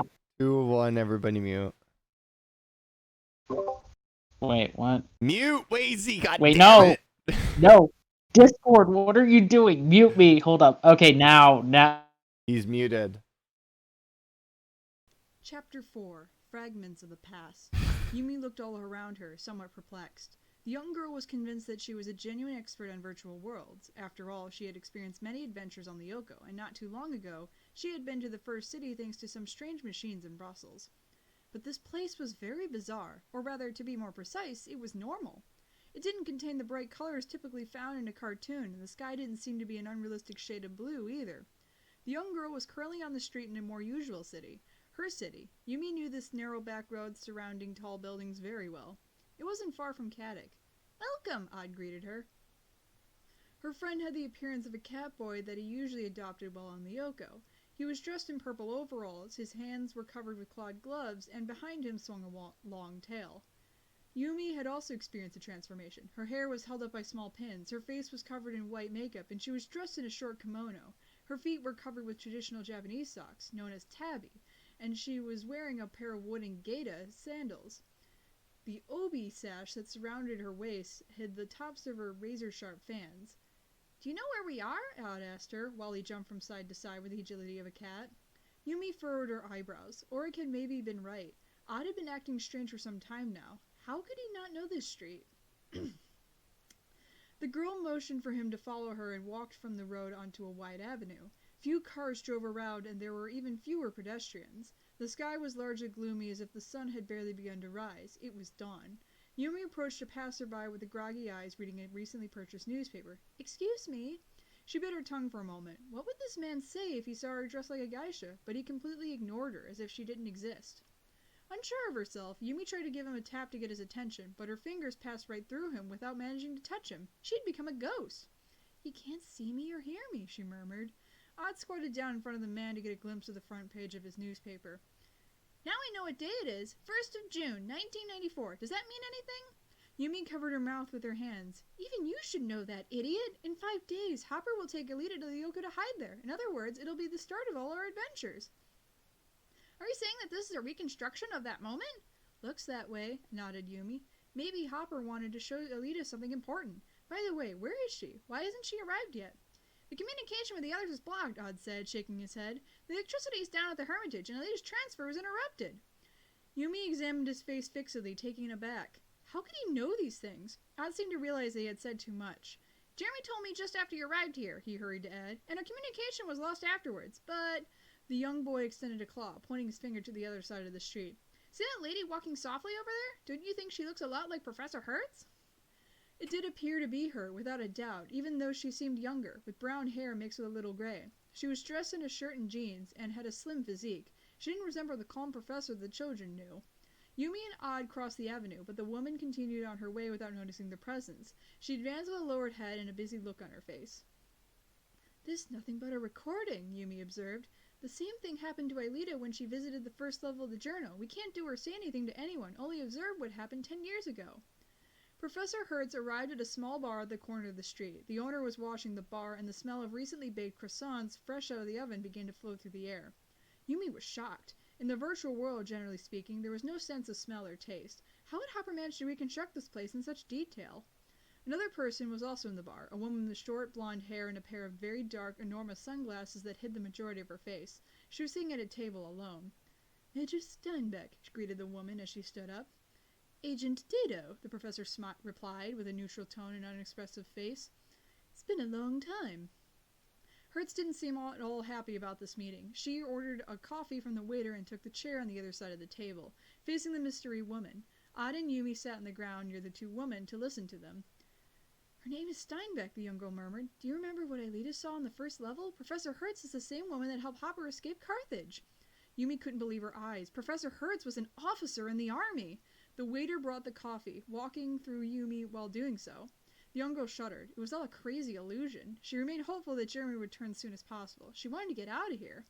Dido took several sips of her coffee during the dead silence. "You've been pretty busy these last few years," she said while leaning forward, her eyes riveted to Hertz's. "What are you trying to say?" "I know that you and Hopper live here, and that you have continued to work on Project Carthage. I know that you have rebuilt the first city. And not just that, I also know how you enter it. I have access codes, and by using old projects, we rebuilt the necessary equipment in Brussels to connect us to it. When running away, you left behind a series of notes." Hertz trembled. She knocked over her cup on the table, and the dark liquid dripped onto the floor. Yumi jumped to her feet to avoid the mess, but the drops went right through her without leaving a trace. So it was this woman, Dido, who had created the scanners in the apartment in Brussels. It wasn't the work of Hopper, but of Dido and her men in black.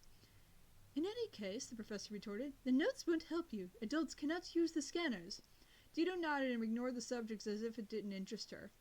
"I asked to see you," she murmured, "to make something clear. I don't want to declare war against neither you nor Hopper." "Seriously?" the woman replied after having studied her with uncertainty for several moments. "Things have changed," said Dido. "After the fall of the Berlin Wall, the Cold War has ended. Project Carthage cost us an arm and a leg, and it has only created millions of problems. I think those on top are starting to fear it. The first city demonstrated itself to be completely uncontrollable, and if it is made operational, it could turn against us. In fact, the whole project is much too risky. Then, When you escaped from our base, Hopper destroyed the prototype of the first city. After that, I erased the memories of those who had collaborated with you. You mean those who transformed Project Carthage into a weapon? Nothing remains of those memories anymore, replied Dido, making a vague gesture with her hand as if the subject was of no importance. And I want the world to completely forget the existence of Carthage in the first city. What do you mean, Dido? Said Hertz, standing. Speak with Hopper. Tell me where the supercomputer that you have constructed is located, and let me destroy it. I will erase your minds of certain and confidential information, only the most dangerous details, and then leave you to live in peace. You too, as well as Alita. I'm offering you salvation. Out of the question, Hertz burst out. Be smart about this, Dido insisted. You know to what extent I can be dangerous.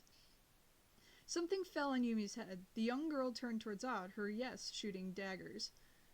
Really? You think this is a good time to be throwing things at me? I didn't do anything, the boy protested. Yumi looked at her feet where the object had just hit her had landed. It was a small sky blue box made of plastic that somewhat resembled a control box. Under a small screen were 3 red buttons. 2 of them were in the shape of 2-way arrows, one turned towards the right and the other towards the left, like the buttons for rewinding and fast-forwarding on a DVD. The third came with a small label, Free Exploration. Yumi suddenly sensed that the coffee dripping onto the floor had smoked the material of her kimono. Embarrassed, she stood up and passed the box to Odd to try to squeeze it out, but the stain quickly began to dry up and disappeared in several seconds. Hey! Cried Yumi, surprised. Odd didn't even turn to look at her. He seemed absorbed in his thoughts. He finally spoke. This remote controls a navigation interface. Hopper programmed his diary so that he could highlight the events that were most important. We can move through them however we want through the city and across the days that are saved. This is the free exploration. Or we can jump directly to the interesting things, or go back if we miss something. The young girl couldn't believe her ears. Her friend had never understood a word of technology before. Why did he seem so sure of himself now, like Mr. Know-It-All? These two are continuing to talk, but they aren't saying anything important. I propose that we move forward to see what else happened. Before Yumi had the time to protest, Odd pressed the button and the world started to dissolve around them. Dido and Professor Hertz started to become transparent, then completely disappeared. The walls and the roof, however, became darker and finally rained on them like a waterfall of colors. Yumi started to feel vertigo, and she focused on Odd, his purple clothes and cattail, the only elements that were still solid and real. Odd, she murmured, falling to her feet. It'll only last a moment, said Odd, taking her by the hand. It's only a system update. Huh? Since when did you start talking like Jeremy? The images then recovered their clarity, and Yumi saw that everything had changed around the kids. They found themselves in the old factory on the island. To be more precise, they were on the 3rd underground floor, the lowest level and the most secret. The room was large and shone with a pale blue light. Almost the entire available space was occupied by a tall, dark metal cylinder with a surface covered in strange golden hieroglyphics. This was the supercomputer that Lyoko's existence depended on. Yumi was so used to seeing it shut down in the dark that she now felt a quivering of emotions that was spreading through her whole body in spurts. She turned towards Odd with a smile and saw that the child had eyes round like saucers and was trembling like jelly. You okay? She asked him. Look, he replied. Hopper! Hidden behind the metal of the computer, Alita's father was crouched down, working with a big screwdriver and a laptop at his side, placed on the ground. He was wearing a lab coat and had a long beard and a pair of round glasses. His face was very serious and seemed emaciated from lack of sleep. A noise could be heard, and Hopper raised his head. Someone else had just entered the room through the lift that connected the underground levels with the main floor of the factory. It was Professor Hertz, dressed in the same way she was during her meeting with Dido. Yumi looked at the control box that Odd was clenching in his hands. On the screen appeared the text, 1st of June, 1994, 4:30 p.m. They were on the same day and had only moved forward a few hours. Xana was shaking inside of Odd's body. He had worked so hard, acting in the shadows, hiding himself, and he was now only a step away from his triumph. He was finally before the supercomputer, the bridge to Lyoko. This was a different Lyoko, the Lyoko of 1994, but maybe only from there would it even be possible to surpass the barriers of the sandbox and access the real virtual world in which he could recover his strength. The portion of Xana inhabiting the body of Eva Skinner advised him to wait a bit and remain very attentive. Yumi had been on the verge of discovering him when he had been carried away by his emotions and when he figured out the box to navigate the mirror too quickly. He needed to take into account that Otto had only a pea-brain. But he was almost there, Lyoko! And if his calculations were correct, Hannibal Mago was about to arrive at the real factory, at the real supercomputer. Xana immediately realized that Caddick was under the surveillance of very sophisticated spy microcameras, and he had carried out some research. His capacities on the internet were almost unlimited, and he hadn't been slow to investigate, to the very last detail, Mago and the Green Phoenix. Clearly, Xana had preferred not to say a word to the children, given that in the future the Green Phoenix could become a strong ally. This stupid kid, Yumi, had seized him by the arm, forcing him to focus on Hopper and Hertz. The professor listened to several sentences and then straightened up, shaking the screwdriver in the air as if it were a weapon. "It's not possible," he cried. "There was no way for Dido to know that we reconstructed the first city. We kept the secret absolutely hidden. It was our last hope to transform the project into a weapon for peace." "We should think carefully about our next step," said Hertz, while she brushed past his shoulder. "Dido let slip a very important clue. She said that she erased the memories of our men. Doesn't that tell you anything?" "A memory-snatching machine," whispered Hopper. "Someone sold the plans to our machine." "Yes," Hertz confirmed. "We built it to fill the virtual world with real-world information. But if we used it with the polarity reversed, its effect would be precisely that of erasing people's memories. It can't be a simple coincidence that Dido possesses a similar device. There was only one person among us who knew of the existence of the sandbox, the first city, and the memory-snatching machine. And that person is Walter Stern." Yumi leapt up, placing her hands over her mouth, horrified. "Ulrich's father?" she cried. "But that's not possible. It must be a mistake. I don't believe it. It's impossible!" Odd also had jumped to his feet. "Look, Hopper's completely flipping out." Hopper began pacing around the supercomputer room in big steps, his face obscured by a grave and sinister expression. "Then there's only one thing that I can do," he declared at last. "Prepare an escape plan." "What are you talking about?" Hertz demanded, regarding him intensely. "Alita and I should leave here. I will take code down and divide it into several parts to prevent anyone from reconstructing it. And then I will escape with my daughter." "Code down?" whispered Yumi. "What's that?" Xana hadn't the slightest idea. He continued to listen to Hertz very attentively. "You can't do that. All that we've accomplished up until now. The creation of Lyoko and code down. It'll all be completely lost." "I will leave several tracks. I will hide information that only Alita and I will be able to follow." "Why Alita?" asked Hertz, all while shaking her head. "She's still so young." "Think about it," smiled Hopper. "The men in black want to find me, and I don't know how much time we still have. They could capture me, but I'm sure that I'll be able to save Alita one way or another. So, when she is older, she can learn what happened. I plan to create a virtual diary. I will use my memories, yours. Whatever information I can need to trace out a map that Alita will be capable of interpreting." Hertz nodded her head. "And me?" she asked. "What should I do?" "Call the friends working with us and have a meeting with them," Hopper said after thinking for an instant. "Invent whatever kind of excuse. For example, that Walter wants us to fire us all. When everyone's together, use the memory-snatching machine on them. They will forget everything. Lyoko, the factory, the computer. They will be safe. Once this is done, you and I will speak face-to-face with Walter. And finally, I will run far away from here." "And what will we do with Lyoko?" Hertz asked him. "I will shut it down. I have no other option. Xana is becoming more and more dangerous. The virus that got into the first city could make him suddenly become crazy. It's a bug, a programming error, and it's possible that Xana wasn't affected. But all the human training that we submitted him to over the months could also slip away. And well, I don't know what could happen." Xana remained there, listening to the conversation, mouth open, hidden inside the virtual version of Odd. Virus? Programming error? Training? What was Hopper talking about? Next, without warning, an image dating from numerous years ago reappeared in his mind. In general, he held these memories far off in his mind, hidden away in a sure but distant corner of his digital memory. But all at once, he saw the image of Aelita before his eyes, although not the child that he had known in reality, the friend of Eva Skinner, but the Aelita that he had met a long time ago, the one who played with him in the deserted city. Xana had a very different character then, and he played with Aelita in the parks, transforming himself into a multitude of amusing animals, and would wait for her at the doors of the Great Wall, every afternoon, up until the day when Aelita no longer came to play with him. That was why on this day, many years ago, his friend didn't come to meet him like always. Hopper had prevented it. Xana exploded with rage. Yumi felt a violent hit that threw her to the side. In front of her, Hopper and Hertz continued to pronounce the same sentences that they said 10 years earlier, but the young girl was in no condition to listen anymore. She rolled over. Her friend, Odd, fell to his knees, and he grasped his throat with both hands. He seemed to be suffocating. From his mouth came a black smoke so dense that it blasted Yumi, throwing her to the ground. "Xana!" she murmured, shocked. The young girl knew the smoke too well. It was the same that she had seen come out from the mouth of William Dunbar, one of her school friends, when Xana had taken control of his body. Odd collapsed. The cloud of smoke started to condense into a breathtaking whirlwind that took form bit by bit until it became solid. The young girl leapt to her feet. The box fell to the ground. She had to recover and advance to the next part of the recording, far away from here. She needed to escape, but... "Don't even think about moving," a young voice spoke, freezing her in place. The smoke had disappeared. In its place, a boy had appeared. He was exactly like William Dunbar, with dark hair that was slightly long, a straight nose, and a self-confident expression. He was a little taller than Yumi and had an athletic physique. Who are you? You already said my name before. You know me. I am Xana, and I am back. I'm just saying this real quick before we start the next one. You should have done a Batman voice, Flower. It should have been, I'm Xana, and I'm back. I have my reasons for not going full deep with Xana. It has to do with his characterization at this point. Oh, that's fine.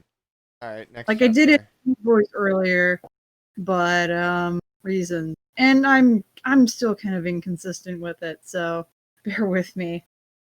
Okay, mute back up. Next chapter. Chapter 5. Family Reunion.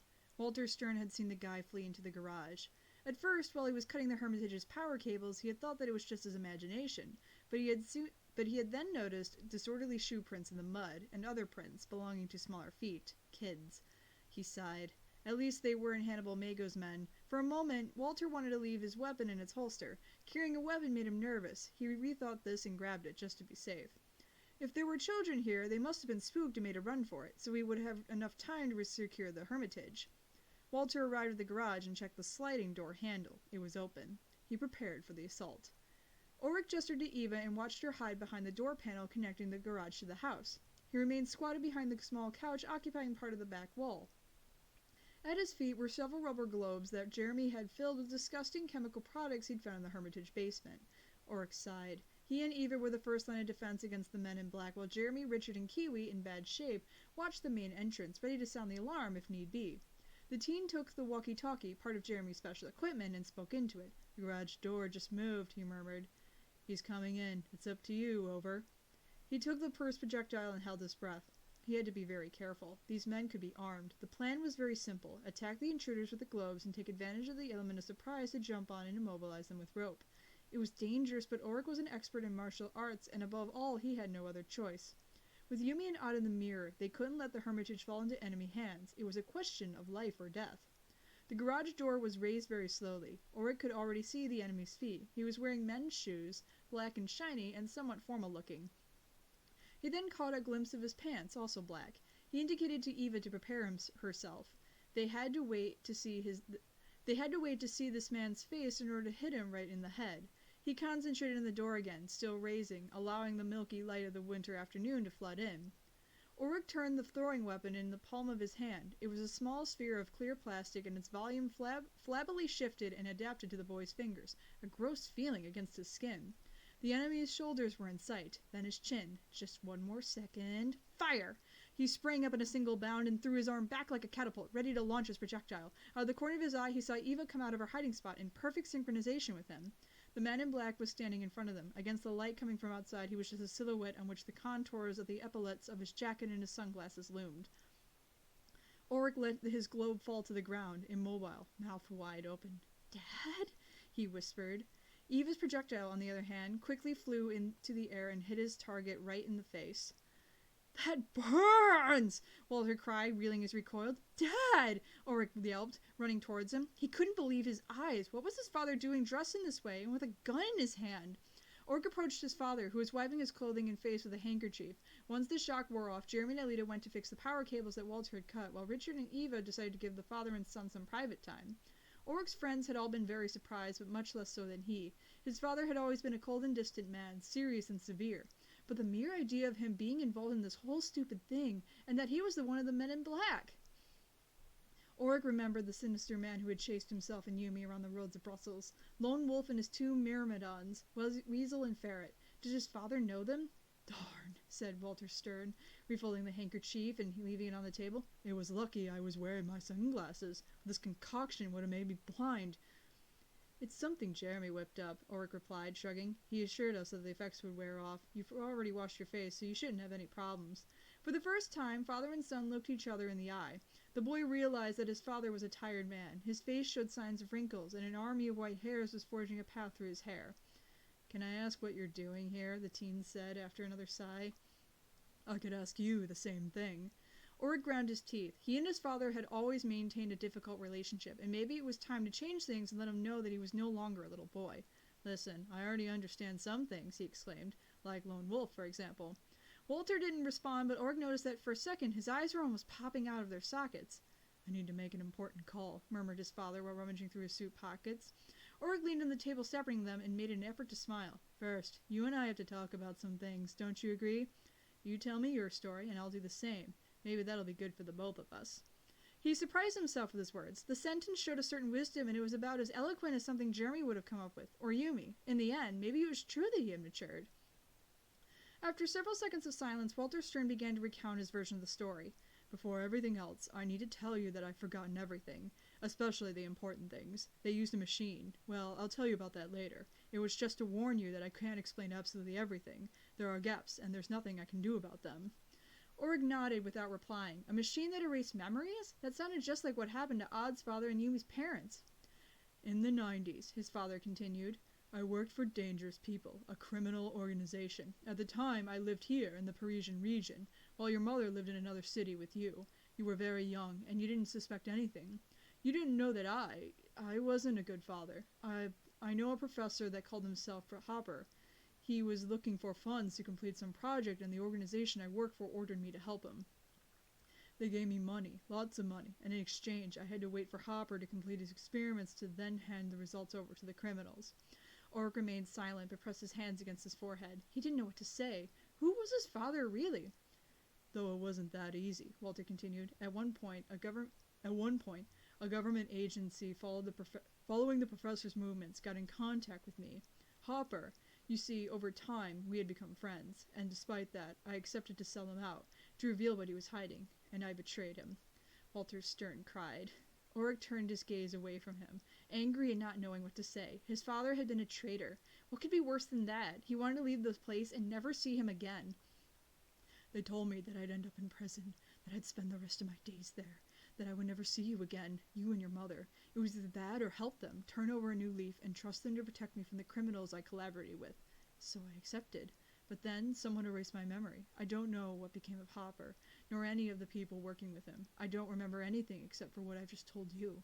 I don't remember anything but my guilt. Overnight, I found myself with nothing, not even my memories. I didn't even know that I lived here. That memory didn't resurface until this morning when they ordered me to come out of retirement. If that's the case, why did you decide to enroll me at Caddick? I don't know. Maybe a part of all that remained in me, in a part of my subconscious. I really don't know. Walter rested his head in his hands, and Ulrich observed him without a word. His rage began to wither. Who had done that to him? Erased entire fragments of his life, leaving nothing but guilt and remorse? For more than 10 years, his father had held the weight of this secret locked up in his chest. So you know Alida, he said. Who? Hopper's daughter. No, his father responded, giving a look full of doubt. I didn't know he had a daughter. Or maybe I knew, but everything is so confused. Come with me, exhorted Ulrich. The boy left his father with his friends and exited the house. He needed to be alone to think. At that moment, he would have liked to have Yumi by his side. She would have known what to say, but the girl wasn't there, rather locked in a virtual world she couldn't get out of, because of his father. Once in the garden, Ulrich began to practice a kata, a martial arts exercise made up of a series of movements carried out in precise order. He chose his favorite, called Hyen Sadan, the third piece of mind, kata. His father worked for the Men in Black. His father was Walter Stern, the traitor. Without warning, what Yumi had said several hours earlier came back to him. The man with 2 dogs had attacked Odd's father, who, later in hospital, hadn't stopped talking about something to do with someone called Walter, who had betrayed him, fired him. Was there another secret behind that? Something that connected his father to Odd's parents, and maybe even Yumi's?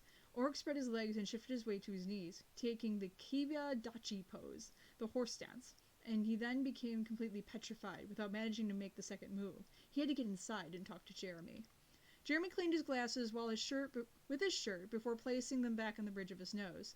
Aelita, Eva, Richard, Ulrich's father, and he were shut in the kitchen of the Hermitage, with Kiwi lying on the ground, concentrating on a bowl of milk. Ulrich had gone into the garden. After listening to Walter Stern's story, Jeremy perfectly understood everything. Since the beginning, Lyoko had been a personal adventure, his and Aelita's. Afterwards, little by little, their group had gotten bigger, formed by the rest of their friends, but all that was different now. Ulrich's father had known and betrayed Hopper. It was as if in a single blow the whole story had become far too complex for them. How could they confront secret agents and criminal organizations alone? He observed Aelita. The girl was still as a statue, eyes filled with tears. All this had been a great shock for her. Oric's father was also immobile, overwhelmed by the idea of Hopper's daughter only being 13. They both had so much to say, but it would have to wait for another time. Now they had to reflect and rationalize. And when it came to that sort of thing, Jeremy was invincible. "What was the name of the criminal organization you worked for? Do you remember?" he asked Walter. I discovered it today when I arrived in the city," the man nodded. "Their boss is called Hannibal Mago, and the terrorist group is the Green Phoenix." Green Phoenix, that mysterious name that was written in the sewers and on the factory doors. Everything was becoming clear. And did they didn't know where the supercomputer was, right? You were the only one who knew and you forgot. No, Walter responded, shaking his head. I didn't tell anyone where the factory was. Neither the terrorists nor the men in black. It's one of the few things I remember clearly. They wanted to know, of course, but my memory was erased before I could talk. Jeremy was on the verge of relaxing his chair, satisfied with the response, but Walter continued to talk. But now, both the agents and the Phoenix men know where the computer is. The Green Phoenix got to the factory this morning. I saw Hannibal Mago and a man with 2 dogs who drives around a pickup truck and a lot of soldiers. That's impossible, Jeremy exclaimed. If they know where the computer is, why wait all this time before doing anything? They didn't know anything, Eva responded, until we told them so. Do you remember the man with dogs technology, which was capable of making him disappear from the video taken by our closed-circuit cameras? But that he had us under surveillance, and that he followed us there without us knowing. Jeremy slammed his fist against the kitchen table. What could they do now? It was at that precise moment that Ulrich entered the room and turned to him. I've just had an idea, he exclaimed. Hannibal Mago smiled. The 3 men in black were lying on the floor, feet and hands bound, and their mouths sealed by Scotch tape. Where did you find them? Mago asked. Grigory Nictopoulos pointed to an area not far from the factory gantry, in the direction of the bridge connecting the small island to the mainland. My doggies dug them out, he said as a scary smile spread across his face. They were spying on us. Mago nodded and turned around. They were just the other side of the entrance, on a suspended metal footbridge. The factory was a gigantic red brick structure with walls covered in filthy windows. On the level below them there were piles of pipes, reels of cable, and a large assortment of machinery covered in a thick layer of dust. And then the lift to the underground levels containing the supercomputer. Dita has made her move, as we predicted, Mago said, but she has underestimated us. If she thinks that 3 imbeciles could slip under our noses, she's very wrong. Do you want me to make them disappear? Grigory murmured, gesturing to the gun on the belt of his pants. No, that would start a war, and we have too much to do to deal with distractions. Load these 3 men into your pickup and abandon them in the open country, far from the city. Someone will find them sooner or later. Mago bent down to the one who seemed to be the boss of the trio, with a hooked nose and short black hair. He leaned in until his mouth was but a few centimeters from the man's face. Tell Dido, he whispered, that she's not to interfere. If I ever see you here again. He didn't need to finish a sentence. The agent understood perfectly. He's not responding. His phone is off, Walter said, snapping his phone shut. Jeremy looked at him and nodded. The man with dogs had shown he knew how to do his job, and it was more than likely that the same thing could be said of his boss. Lone Wolf told me that if he doesn't respond, my mission would be to secure the Hermitage's perimeter and immediately contact Dido. Wait, Jeremy stopped him. If the men in black also want to protect the factory, they could be on our side. Help us. What about my idea? Ulrich interrupted, seeming impatient. Precisely. Jeremy sat down at the kitchen table. From what we know, he said, leaning towards Walter Stern, some time ago you worked with Robert De La Robe, Odd's father, and it's possible that Yumi's parents, the Ishiyamas, had something to do with all that in one way or another. Because of this, before deciding our next step, we should find out who else is involved. With a little luck, someone could be able to help us. You're just kids, Walter contradicted him, shaking his head. Kids, intervened Aelita, who, I still read, had remained silent for a long time since she learned that the man in front of her had betrayed her father. Who turned the supercomputer on and confronted the dangers of Lyoko, Xana, and a wealth of other things that you couldn't even imagine. We have matured. Now it's up to you to decide whether you're going to fight at our side or not. Her words had been spot on. Jeremy observed Walter, who looked at their faces one by one, thinking. He finally looked at Ulrich fixedly and gave a sad smile. I know I've made big mistakes that will follow me for years, but everything is different now, and maybe this is my chance to make up for them. I'm with you, kids. And these names? Jeremy insisted. I only remember the person who erased my memory after discovering I was the one who betrayed Hopper. It was his collaborator, Professor Hertz. The teacher? Jeremy asked, bringing a hand to his mouth. But that's completely impossible. Of course, said Aelita, nodding again and again. That's why that Major Steinbeck I saw in my father's journal seems so familiar. I admit that she really resembles her, but even I still can't believe it. Org wordlessly stood, approached his father, and held him in his arms.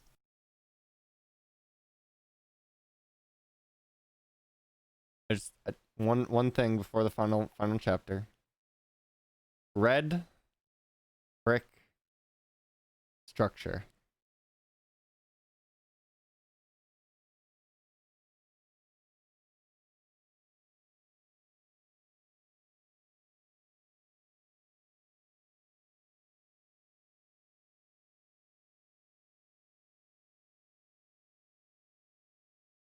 Red brick structure. Red brick structure. See, okay, it used to be red, and then it changed color from the weather. That's what he means when he's referring to a red brick structure. I mean, the actual plant is fucking white. White painted concrete and metal sheeting. So I can hear you internally reeing right now, so let's do the final chapter. Chapter 6. The Memory Snatching Machine. Odd was huddled up on the ground with his eyes shut and his breathing shallow, but at least he was still alive. Where the heck are you, Jeremy? Thought Yumi. She needed his help to get out of this terrible situation, but instead, for the first time, she found herself completely alone in a virtual world. She had Xana in front of her, hands on his hips. His mouth was twisted into a distrustful frown. Last time, you really hurt me. You injected a virus into the core of the Oko. You don't know just how painful it was to have to reconstruct myself piece by piece, and I haven't finished yet. That's why I'm here with you and this ridiculous human. He motioned towards Odd's body on the floor before continuing.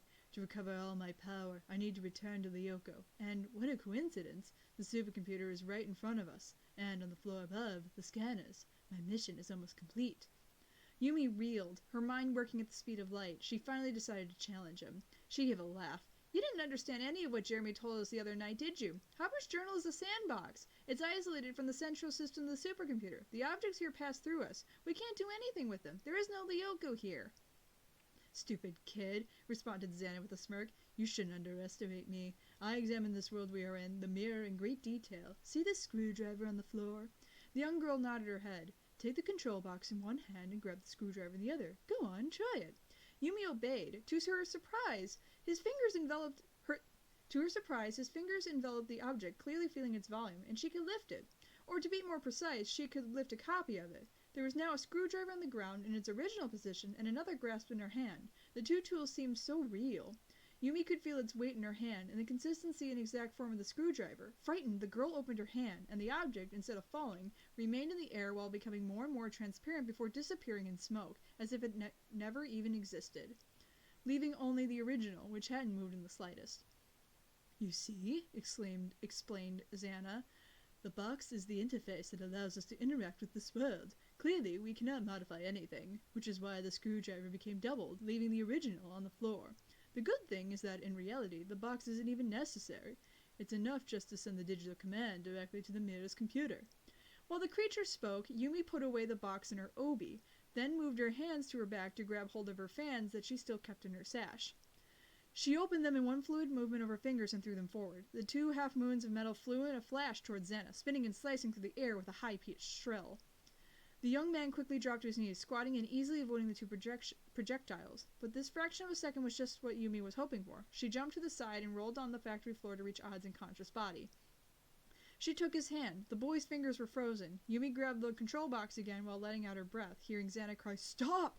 She didn't listen. She pressed the fast-forward button twice, and the world began to dissolve around her.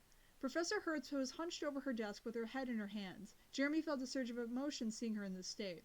They had come into her office without warning, all of them, Walter included. The professor looked at her old enemy in the eyes and understood everything. "You discovered it," she whispered finally. Jeremy stood from the pile of magazines where he sat. The professor's desk resembled an old chemistry lab table with books spread across it and covering the floor. There were test tubes full of strange-colored liquids, a half-assembled oscilloscope, and a plastic human skeleton that she used for anatomy courses.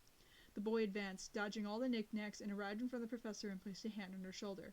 "But it's better this way, right?" Hertz's eyes moved towards Aelita. Jeremy saw a sad smile drawn on her face. "Papa's daughter," she said, almost with a sigh. "When you were assigned to my class, I didn't believe for a second that you were Odd's cousin. I knew it was you, that you had managed to escape Lyoko, but part of me didn't want to believe it, and so I never said anything. I held on to that uncertainty. I hoped to avoid bringing you more pain." Aelita approached the professor. "I didn't know that you were a friend of my father, and your mother, and Thea, and yes, of course, I was their friend, but I didn't know how to protect them like I wanted to." "So then," said Jeremy, while scratching his nose in thought, "you didn't lose your memory, is that correct?" Walter, Ulrich, Eva, and Richard were all standing upright in the middle of the room, a bit intimidated. The professor invited them to make themselves comfortable before beginning to explain. "Walter and I needed a method to add everything necessary onto Lyoko: trees and rocks, frozen areas, desert sand, etc. We had decided that the quickest way to do this was to take the images directly from our memories and deposit them into the supercomputer. So we built the memory snatching machine. It was only later that we discovered that the machine could also be used to do the opposite, and with more intensity, to erase people's memories. Someone," the professor's eyes moved towards Walter, "sold the plans for our device to a Green Phoenix and the Man in Black. We understood that this person was also capable of revealing the location of Lyoko's supercomputer, so I personally used the machine to erase his memory of all information pertinent to the subject. But with some luck," Walter intervened now, "we could reverse the effect. It might yet still be possible to give me back my memories." "I'm sorry," replied Hertz, lowering her head. "It's completely impossible. I used the machine to its fullest extent. I fear that your memory is lost forever." "Then," asked Jeremy, "what happened?" "We caught Walter before he could reveal the location of the supercomputer. Next, I erased the memories of all the other related persons, including our collaborators, because I wanted them and their families to also be safe. But in any case, Walter had already said too much. The Men in Black knew where Walter was. They assailed the Hermitage, and he took refuge on Lyoko with their leader. Because I had erased Walter and our collaborators' memories, neither Dieter nor the Green Phoenix knew where the supercomputer was. They combed the sewers during these months, but it's a real maze in there. So finally, Hannibal Mago's terrorists were forced to give up, and the Men in Black had decided to erase the memory of the only person who still remembered something. In other words, me." Hertz paused, took a breath, and ran her fingers through her gray hair before continuing to speak. "Except they didn't consider one tiny detail. I was the one who invented the memory-snatching machine. After some time, I found several of my notes and managed to put it back together again from scratch. And then I used it on myself. That is how I recovered my memory." Jeremy's mouth was wide open, and it took him a while to find the words to continue. "You mean that you erased the memories of all the professor's collaborators? But who were these people? Do we know them?" "Oh, yes," replied Hertz while giving a tired smile. "You know them well. The team who helped Waldo build Lyoko was formed by myself, naturally, as well as Walter, who was in charge of financing us, Takeo and Ikiko Ishiyama, Robert De La Robbia, and lastly, Michael Belpois." "My father?" gasped Jeremy, who suddenly felt weak. His father had helped Hopper? "Your father," confirmed Hertz, nodding her head, "and Ann's father, and Yumi's parents, and Ulrich's father. We formed Waldo's team, just like how you and your friends form Alita's team now." Jeremy collapsed. He remained slumped on the floor like a puppet whose strings had been cut. Hannibal Mago had ordered his men to set up an emerald green tent on the ground floor of the factory and fill it with comfortable cushions and rich rugs decorated in complex arabesque styles. In one of the corners there was a computer with 3 large screens that allowed him to control his business affairs from around the world. Mago sat cross-legged on a woven emerald rug. He was still wearing his suit and his wide-brimmed hat, but he had taken off his shoes, remaining just in his socks, violet-colored and made of silk, of course. His fingers, covered in rings, skimmed over and picked out a bowl of couscous with some greens that he ate in an air of matter, without silverware, just by using his thumb and index and middle fingers. "This carcass is bland," he thought. "I should have brought my personal chef from Morocco." "May I come in, sir?" asked Memory from outside the tent. "Of course, dear." The woman entered with a firm gait. Her hair was held up in a bun that showed off her thin neck and the golden necklace around it. She was wearing a laboratory coat over a beautiful jacket, and a profound look of fatigue was present in her eyes. "I finished the verification, sir. Everything is ready." "And the supercomputer?" "It's still shut down. We're waiting for you to turn it on." I've checked all the connections from the 3rd underground level where the supercomputer is up to the 1st where the controls are located. We're ready to boot it up at any moment. Excellent, nodded Mago complacently. And the volunteers for the first test? They are also ready. Both then exited the pneumatic tent and crossed the ground floor of the factory to the lift that would take them underground. They had soldiers in uniform all about who would bump together the heels of their boots in a rigid martial salute whenever the two would pass by them.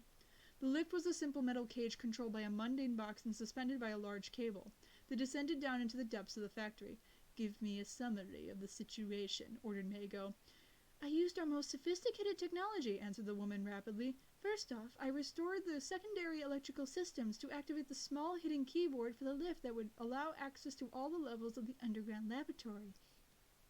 Next, I spent some time carefully examining the supercomputer's hardware. I can confirm without a doubt that Hopper acted just as we had expected. In order to neutralize the weapon the first city contains, he completely isolated its environment. In any case, it's as if the first city is located in a different supercomputer that's disconnected from this one. In excluding it from the network, he rendered it unusable. Continue. To directly enter the first city would be pointless. We'd be blocked without a means to act. That's why we will virtualize a command unit on Lyoko, which, unlike the first city, will be connected to the network and the electronic devices of our world. From Lyoko, the command unit should make it to the core, the 5th sector, and find a passage there to communicate between Lyoko and the first city. Once this bridge is open, we can access the weapon and put it to use, to finally use it in the real world. The lift stopped at the 3rd underground floor and the sliding door opened in front of them. Hannibal, Mago, and Memory entered into a spacious room occupied almost entirely by an imposing cylinder that rose all the way up to the ceiling. It was a supercomputer. The room was dark, but Mago's men had placed powerful projectors all around the tower. A dozen soldiers were aligned along the walls. When they turned to see their commander, they gave him their full attention. Memory led him up to the wall and signaled for him to pull a lever situated on one of the sides of the machine. By pulling it down, we'll reactivate the supercomputer. Then we'll ride back up to the control room to transfer our men to Lyoko. If you do the honors. Mago put his hands on the lever. He felt a wave go through his skin from his feet to his head, and felt a slight taste of electricity in his mouth. Just like Huey said, he spoke with a certain sense of sarcasm, it's a small step for man, but the domination of the world for Green Phoenix. He yanked the lever down. There was a small blue spark, and then nothing. After several minutes of waiting, Mago seemed extremely irritated, but Memory motioned for him to wait a bit more. At that precise moment, while Memory still had her hand in the air, the walls of the room became illuminated, and a collection of intense golden hieroglyphs started to rise over the surface of the tower. The supercomputer was alive once more. It was very cold in the terrace of the final floor of the student dormitories. The moon was covered with cottony black clouds, and the chill in the air was sharp as a blade. Aelita pulled her large jacket tighter around her shivering body, but didn't want to go back inside. The earpieces of her MP3 player were filling her ears with the notes of Goldberg variations from the composer Johann Sebastian Bach, and one of the revolutionary versions that the pianist Jean Gould had recorded in his youth. Aelita was a good DJ and generally preferred to listen to dance music, which was more modern and rhythmic, but not tonight. Tonight, Bach's melodies brought her back to a past self that had been hidden in the deepest part of her memories for a long time. She saw images of herself, small and seated in front of a piano, her father looking at her while playing with a smile. The young girl caressed the golden chain she was wearing around her neck. 2 letters were engraved in it, a W and an A, and just below them was a sailor's knot. Waldo and Anthea, forever united. Her parents who could never be together again. Aelita sighed. Her friends were stricken by the avalanche of revelations that Professor Hertz had thrown at them, but for her it was even more difficult. Ulrich's father was the man who had sold her father out. Without him, things would maybe have been different.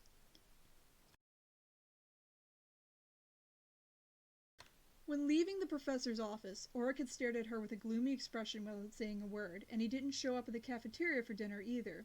He felt ashamed and sorry, and Aelita had no idea what to tell him. At this time, she hated him a little, and she hated Walter Stern. A pair of hands landed on her shoulders, and the young girl jumped. She immediately removed her earbuds and turned around. "Aelita," Jeremy said to her, about ready to burst out in laughter. "I called you, but you didn't hear me." The young boy was bundled up in a thick coat with a fur-lined hood that almost entirely hid his face. He resembled an Eskimo, which made her give a small chuckle. Jeremy hugged her affectionately. "I can only imagine how you must feel," he whispered. "It's much more complicated for you than for the rest of us. What we discovered today was unbelievable and difficult to accept." "I've thought," the girl responded after a long sigh, "about enough bad things, you know." Remember, what's done is done, and there's nothing we can do about it, but the future, on the other hand, we can change. You're surrounded by so many friends, and even new allies. Walter. Don't talk about him, please. Jeremy caressed her cheek, but continued where he left off. Walter Stern regrets what he did. For 10 years now, he's been regretting what he did. He doesn't remember anything aside from his mistakes and the pain that he's caused with them. He's on our side now. He's a different man, and Oric's always been with us. Aelita said nothing. Jeremy was right, of course, but it was very difficult for her to calm her feelings. Then what should we do now? She asked her after several minutes. Yumi and Odd are still inside the mirror, and we should get them out of there. Furthermore, we know that the Green Phoenix has taken control of the factory. You want to try to contact the commander of the Men in Black, right? This Dido. Jeremy nodded. We can't confront the Green Phoenix and the Men in Black. I also want to return to the Hermitage with Professor Hertz and try to repair the scanner. We will help our friends to escape the virtual universe, and we will save the world. Aelita gave a slight mocking laugh. Jeremy was the only person that she knew who was capable of saying these things so seriously, and he was totally serious. And how do you think he will save the world this time? Hopper's secret codes, Hertz's files, and all the rest. They are important, and only Professor can manage to understand what they mean. Okay, fine, I'm in, said Aelita, grasping his hand. We will ask Dido to ally with us, but only on one condition. What's that? That I be the one who talks with her on the phone. Eva Skinner knocked on the door to Professor Hertz's office. No one responded. It was already 9 o'clock at night, but the idea that she had gone home didn't cross her mind, not after everything that had happened this afternoon. Eva only had to slightly brush the lock with her fingernail, giving off a small spark to release it. The door opened and the girl poked her head inside. The professor wasn't there. Xana felt himself become enraged. A part of him was trapped inside the mirror, and communication between them was worsening more and more each time. If the situation continued like this, he would lose all contact with his other half the next day. To be divided between two different bodies was a strange sensation, even though he was an enormously sophisticated artificial intelligence used to doing several things at once and reasoning simultaneously on several trains of thought. What really worried him was something else. The kids had discovered that Hertz helped Hopper, and that meant that sooner or later they would try to resolve the puzzle of mysterious codes that the professor left behind before disappearing. They hadn't the slightest chance of doing so. When Eva stole the file from Jeremy's room, Xana only needed to scan over each page once to memorize them all in precise photographic detail. He could recall each symbol and each word, but he hadn't made any logical sense of these papers. For this reason, several days earlier, he returned them to the professor so that she wouldn't notice they had disappeared. Maybe this woman, if correctly questioned, could give him a key clue. These codes could be his opportunity to recover all his powers in the blink of an eye without even needing to access the Yoko. Now that the situation started to speed up, it was time to act. Eva entered the professor's office and placed her hands on the computer on the table. He only needed a few seconds to access the internal school network and find the information he was searching for. At this exact moment, there was a computer connected to the internet in the chemistry lab. Hertz must be there. Eva exited the office and once again fiddled with the lock. Then she left the building and crossed through the tree-lined paths of the park to reach the building containing the science laboratories. The door was open. She stepped in. For Xana, it would be very easy to leave the child's body to threaten Hertz, but he didn't know what would happen to his other side in the mirror, and Eva was possibly his last chance of entering Lyoko. Recovering his powers was of the utmost importance, and he couldn't make a single mistake. In his electronic brain, the probabilities and necessary movements aligned like an immense game of chess. Every simulation coincided on one single course of action. He should interrogate Hertz, but it was not yet time to reveal himself as being within Eva's body. He arrived at the chemistry lab and turned on the light. "Professor?" he asked with an innocent childlike voice. "Can I talk to you?"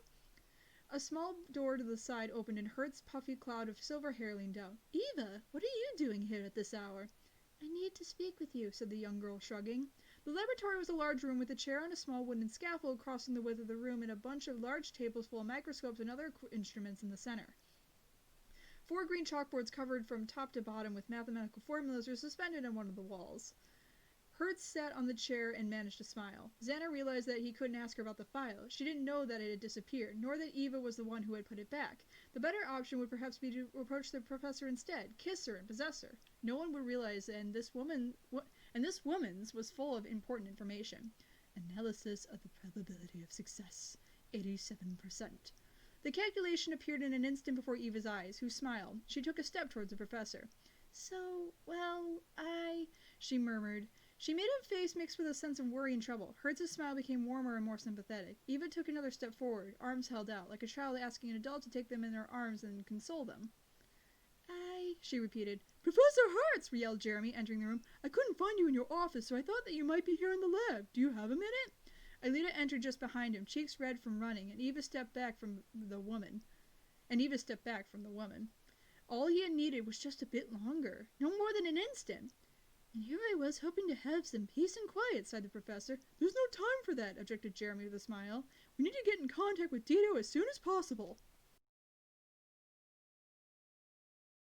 Damn, Jeremy, with the cock block on Xana, dude. Like, what?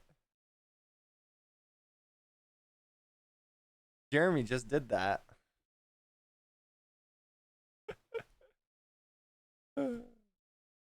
Woo. Easy. Okay, yeah. So now that the big reveal has been revealed, What big reveal? all the Lyoko's parents were involved in the creation of Lyoko. Oh my gosh. I hate this. Guys, I don't genuinely you hate see? this. This is the Code Lyoko Next Generation story everyone's always been wanting. We just never But realized. it's reverse. But in not what I reverse. asked for. This is not what I asked for.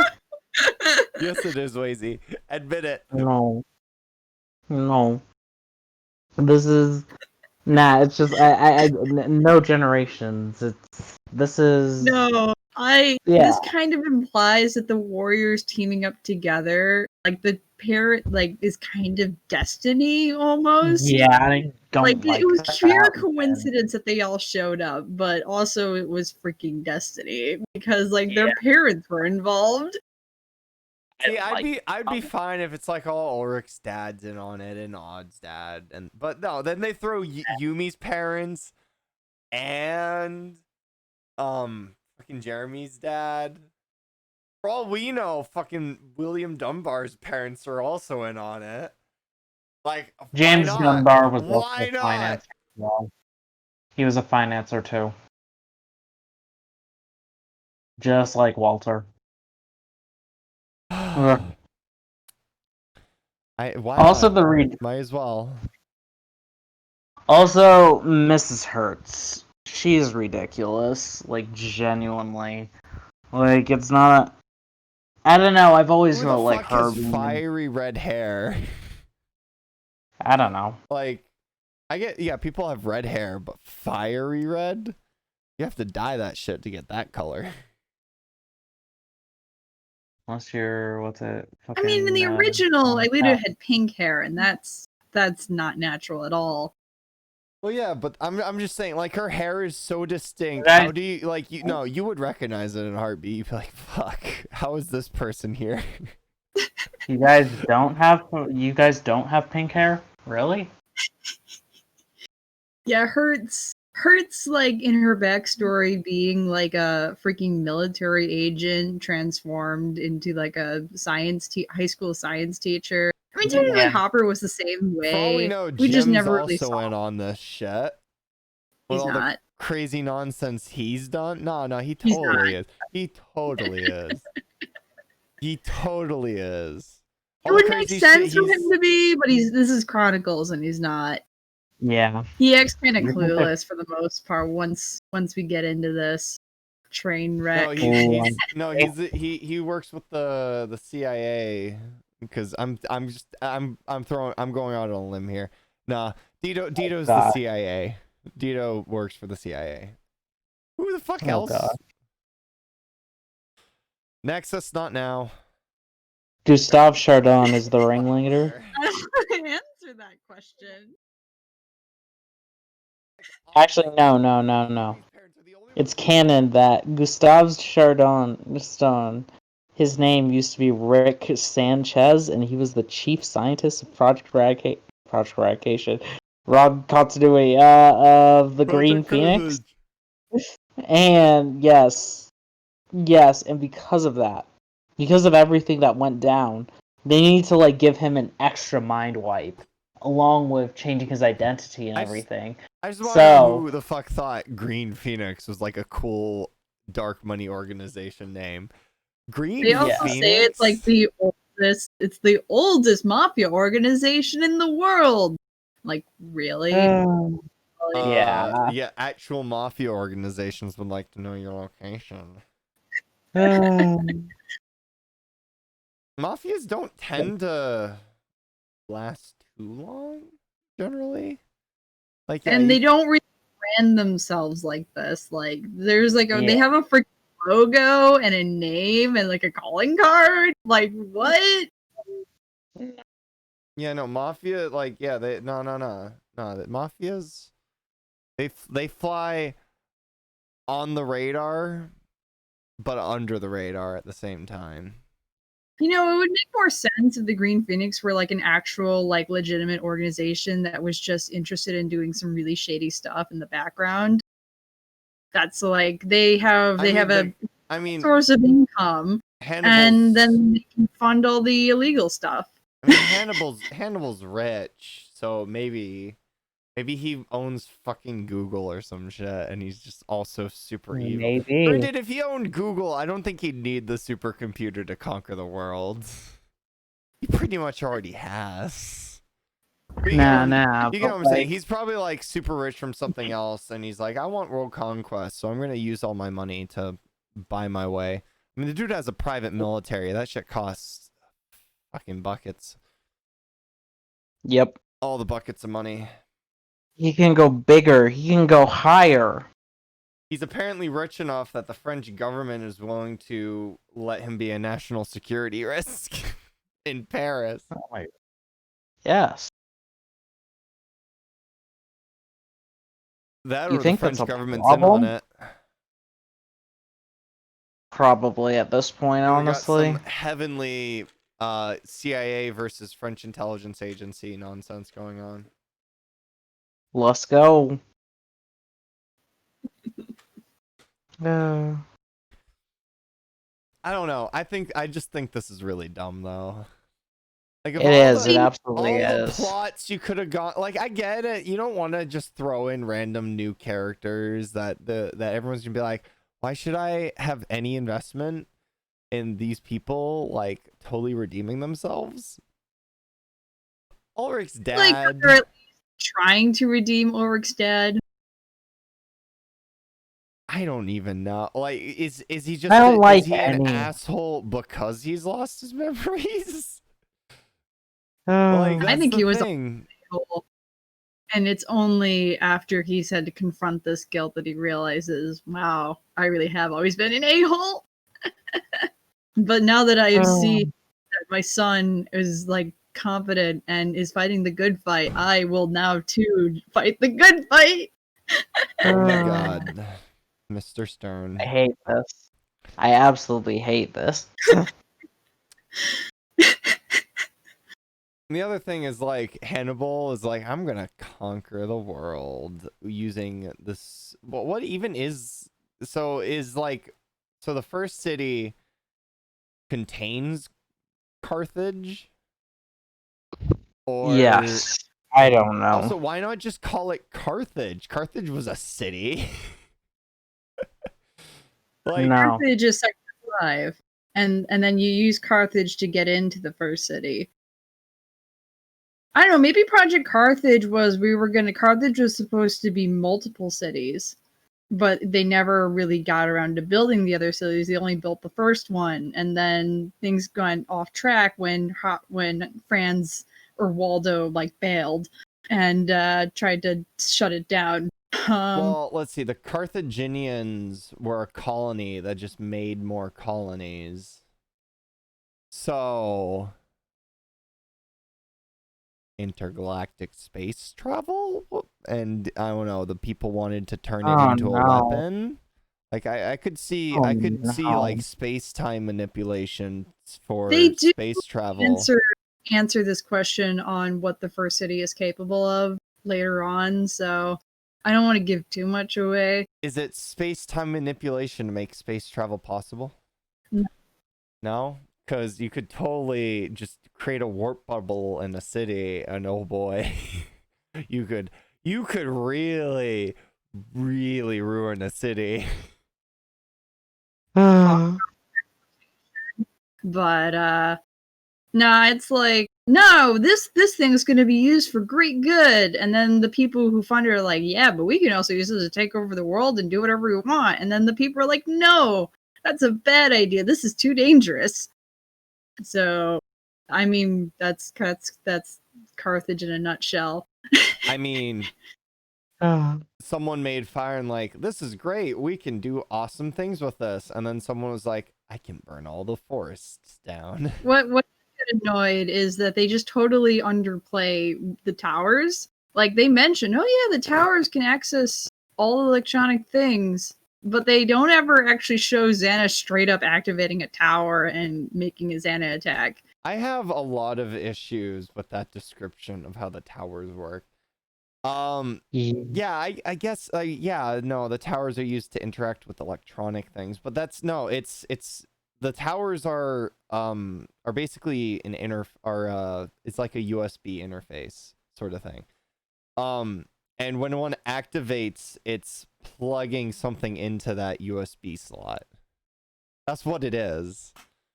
So yeah, I guess so. It does interact with electronic things, but like you could plug in a Wi-Fi a Bluetooth thing to the USB port. And I think that's what the Spectres are. Xana plugging in a Bluetooth adapter to a USB port. And then obviously you have the more direct stuff like Xana trying to fucking nuke a power plant with an electrical burst. That's just, Xana plugging in a USB mouse. Oh my gosh. I love this description now. Activating the towers is like plugging something into a USB port.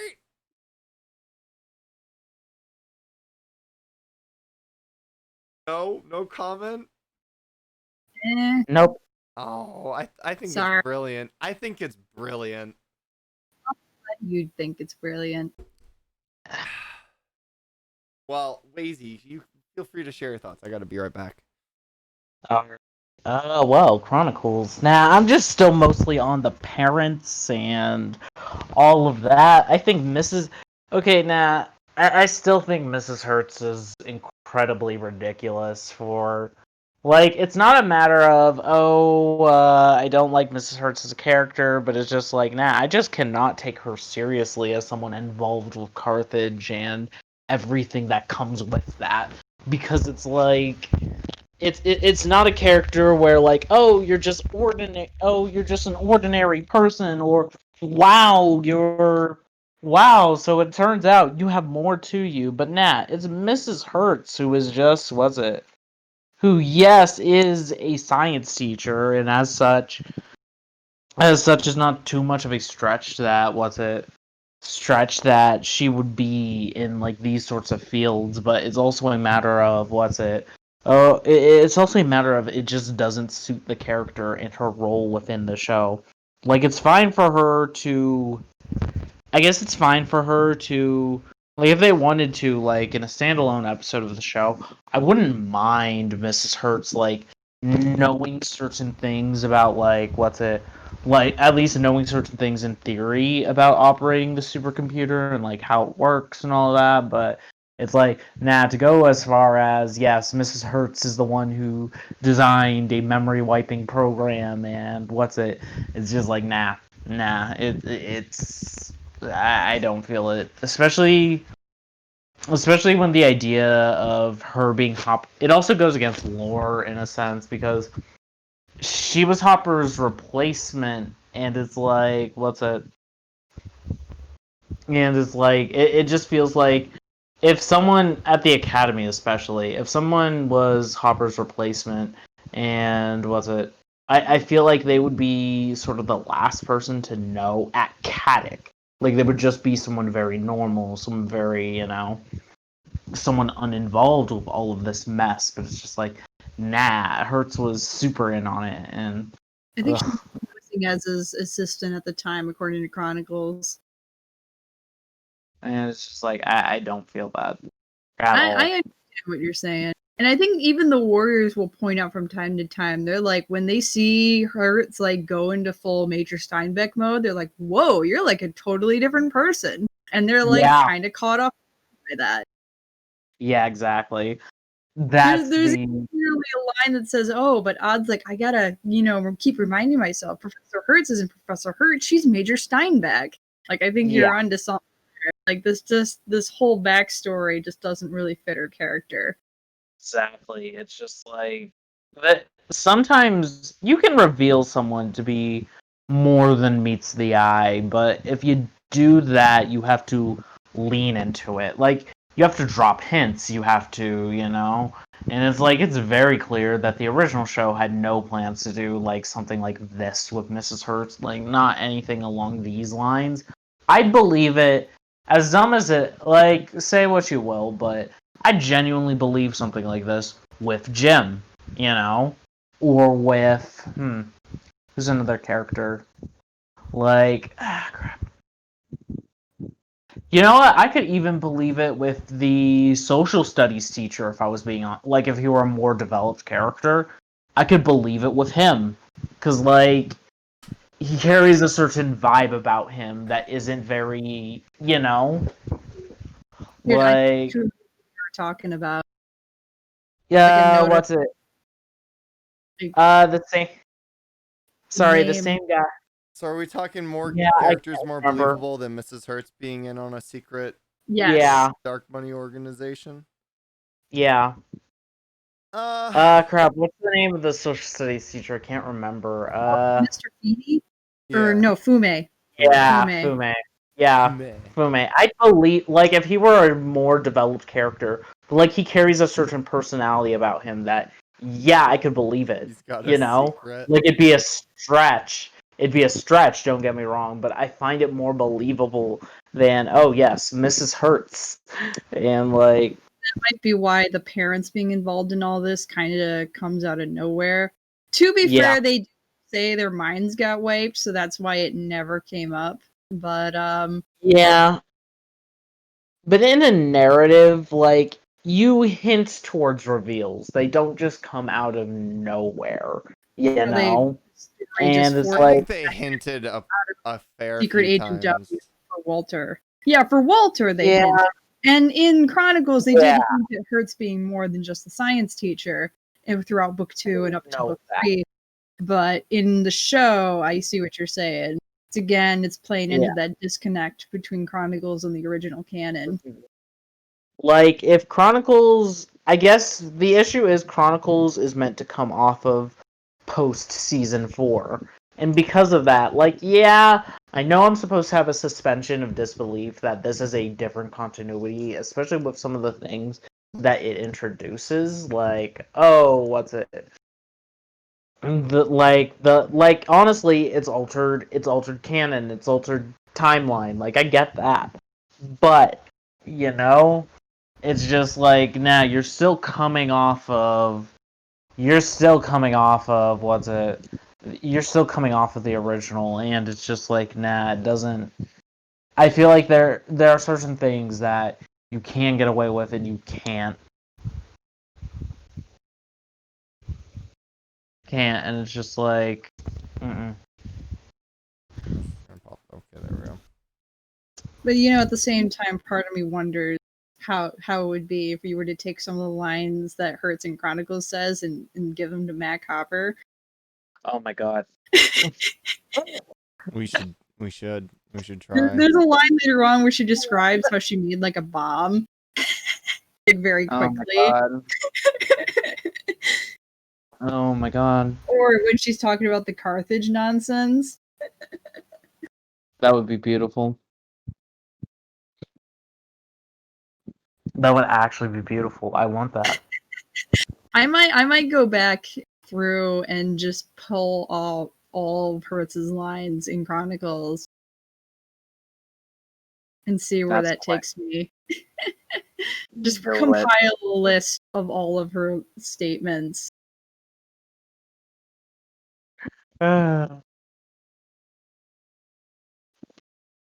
It's just like, no. There's a lot that's just nope here. Can't. They just can't.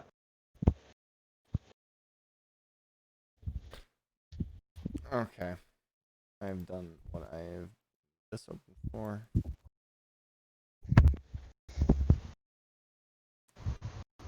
I agree. Like, yeah, Chronicles sort of runs off its own image of what Code Lyoko 1 through 4 was. Yeah. And I'm sure in their augmented history, seasons 1 through 4 of Code Lyoko had multiple hints about this sort of thing. But the thing of it is like, as a reader, even if yes, I understand that this is like a different history. I get that. However, the most you did was a minor recap of the original show. Like, you didn't go through it to such an intense degree that I still, even as a reader or well as a listener, I can still assume that that a lot of the things that happened at least happened to a degree that was similar enough to that of the original, even if like you have the weirdness of possession only happening once, the overbike, there's a lot of weirdness, but I it's mean, like you're part of the Code Lyoko brand. You're presenting yourself as a sequel to season 4, you know? I think And the closest logically you could get to reasoning Ulrich's dad as knowing or setting Ulrich's dad up is he doesn't want Ulrich.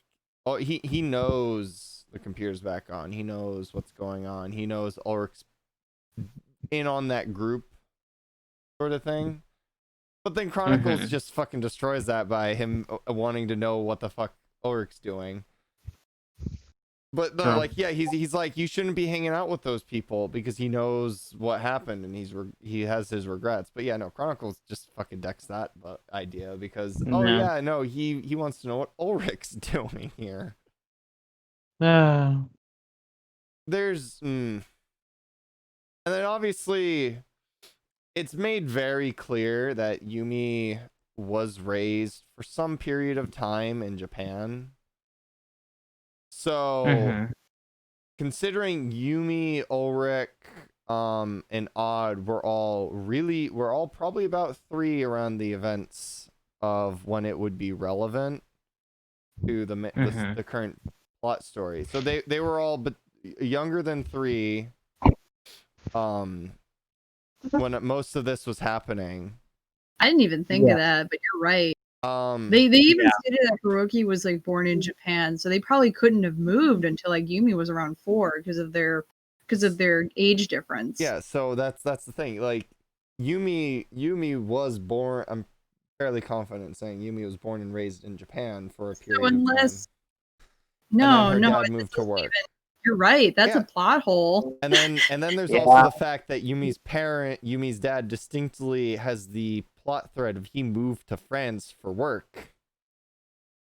Which works if there wasn't the concern of Yumi and his wife, but his wife never had the plot structure of moving to France for work. No, she moved with Takeo because, well, she was Takeo's wife, and it's expensive owning 2 homes in different countries. Both of them worked on Carthage at around the same time, and you can't even argue that they gave Yumi and Hiroki, or just Yumi at this point, to like family relatives, because it's mentioned later on that like Takeo Ishiyama was big on family at the time. So I can't imagine seeing him like ditch his child to go work on Carthage. Actually, yeah, Yumi would be older than the rest of them. Yumi would be like fucking. She would have been like 4 or 5, even. Yeah. So like, damn. This is actually. I know I tore a new one. Like the only characters that make sense in this context would be Odd and Jeremy's dads. The rest of them all have like places that they should be that isn't France. Jeremy and Ulrich. Oh yeah, Ulrich. Okay, my bad. Yeah, Ulrich. Yumi's the only one. Alita's already explained. Even then, again, with Takeo and Nakahiko, they both play into the Hertz thing where it's just ridiculous, Oh, like no, it's wait, just no, like, no. There's also the fact. Actually, Odd's dad doesn't work because he's an opera singer, so he travels a lot. Well, Uh, no, that the thing backstory of of him it being is, an opera this singer is, is yeah, retconned. Honestly, yeah, they show this him doing an version office of job. Yeah, I know. I'm just this saying. version of Odd's I'm dad is saying a he has been completely set different up person. in such a Both of manner. both of Odd's parents. Well, yeah, But both of actually, Oz's as parents are set dumb up as that way nah, because as of plot. as dumb as it is, I actually could believe Odd's parents having something to hide. Like, I don't know if I would go this direction, but like I could I'd maybe go the genuinely. direction of they killed someone in a car crash and Oh my god. were never charged. I That's their think dirty being like little secret secret. agents or something, and they just send all their kids Yeah. to boarding schools because they can't raise them themselves. Both to Yeah, protect Like, them I could and genuinely believe reasons. that. that would make I could sense. genuinely, They yeah. travel a lot because the reality is they're going on missions. Like, you'd need to build up to it. Like the same thing with what's it, fucking Fume. You need to build up to it, but I could believe it. You know. It's a little hard to be a like semi-popular actress though as like a secret Yeah. agent because that mean you do have to actually show up for filming in at times. True. Whether they're super committed to her alias or or she's in on it and they kind of manage to match up missions with where she'd be filming. Nah. Let's make it a whole French universe. Turns out, what's it? A whole French animation universe. Turns out they're agents of Whoop from Totally Spies, and I thought you were about to say they were miraculous holders for a hot second oh there.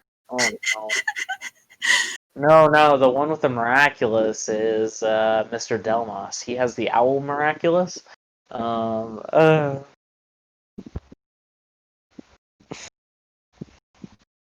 it's him. But no, Uh I don't like this.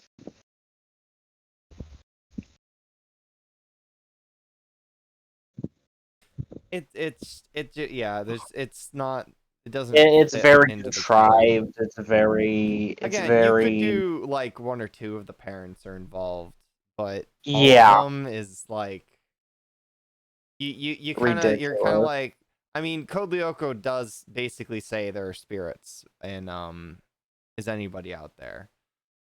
Mm-hmm. I mean, you can. To be I mean, fair, well, it depends. You can either assume that is anybody out there confirms there are ghosts, or you can kind of go with the more logical thing of there was just a backdraft that pulled the door shut. But yeah. if assuming and anybody out there says, "Hey, ghosts are real in Code Lyoko," then yeah, I mean, fine, whatever. God clandestine event where all these where 2 points in a flux curve, 2 equal points in a flux curve is what's going on here. Or maybe the Yeah. supercomputer's just so fucking fancy. It's like, I'm totally down for these memes. I don't know. Yeah, I think Hyper mentioned when we got to the part. Sorry, I was half listening because it's been so long. But Hyper mentioned when he got to that part with the parents, he had to sit for a moment and think about the implications, and it just feels like Yeah. the writer didn't really think through the implications. Like there's some setup with I the mean, this is the previous same book writer. with I actually don't know that because this one doesn't directly credit Elvin Michael like the other two do. I don't know if that's just like a weird like feature No. because I was gonna say this is the same writer who fucking stuck the overbike in the fight to the finish. But then at this point, I guess not. There is some setup with Gregory Notopoulos going after the Ishiyamas and Odd's dad. Yeah. And it is basically trying to imply that he's going after the memories of the people who worked on the supercomputer. Like that's the reason. He's trying to find it. Yeah, he's trying to find it, but Yeah, they exactly. got mind wiped by Hertz so no one could find it. Mm-hmm. I gotta love good old mind wiping. So like no one except the kids knew where it was. Honestly, if Jeremy never turned on the supercomputer, like Green Phoenix would still be hunting for the supercomputer to this day. But Jerry stumbled across it. The Warriors had their adventures. They unwittingly lead him back to the Grigory to the supercomputer, and then by extension the Green Phoenix, and now we're in this whole situation. And things are just gonna get crazier and crazier from here. So Oh, I bet. I don't know about Yeah. reveals at this point. Like, I think there's maybe one more big.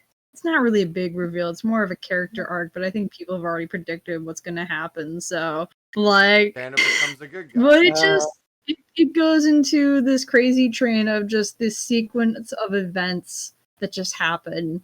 Like, it gets. Are we talking gets- Santa becomes a good guy? Not that happens, Collection not of things that. that happen. The more like they declare war and there's like actual combat, and it's a ride. Wait, I don't like, wanna get into Okay. who declares war on who? I'm not gonna say. I already said too No, much. I'm saying, like, you have a private military. Who's declaring war on the private military? You have to have, like, another private military, because otherwise it's just fucking countries Or declaring a few war on plucky private military. computers who know how to work a supercomputer. So The tired. ragtag team of People just kids, can't. a science teacher, a gym teacher, some parents, Oh, and so Jim gets Richard. in on it? Dope. Yes. Finally, Yes, this is what we've been waiting for. This is what it's something all new about. he'd rather not talk about. That time never told you. I can't say. I want to say it, but I can't because I literally just read this when I was pre-recording for next week's. Like this whole scenes of. No, there is a declaration of war. It's not an official one. It's not like they like wrote a document and officially declared war. They just kind of state it. But yes, Dear yeah, children. private military versus a group of kids and teachers. Flower, Yes. is it like hold on. Let me get the clip. Let me find the clip.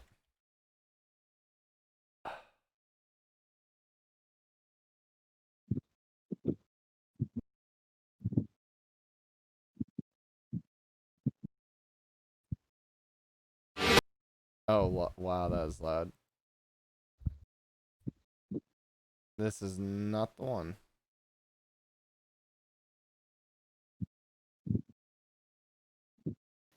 For next week's reading because it's gonna be a ride. Okay. Next week is Quest for Infinity, isn't it? So do they just sort of? You're just gonna want to have to unmute the stream for this one. Oh. They just sort of do this.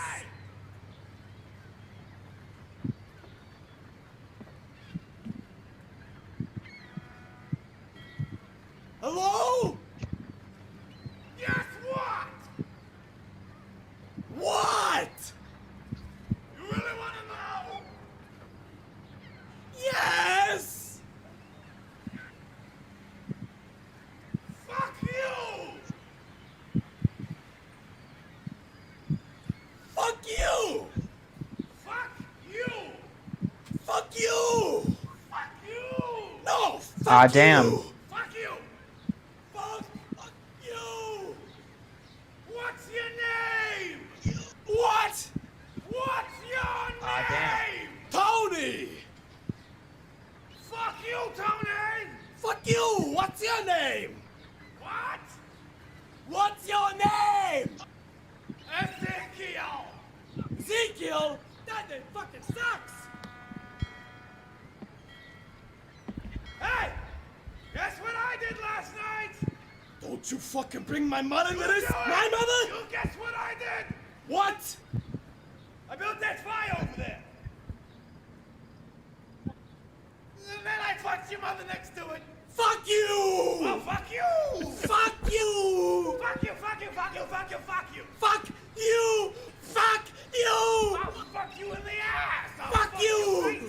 Yeah, so basically that you're saying that's what happens, Flower?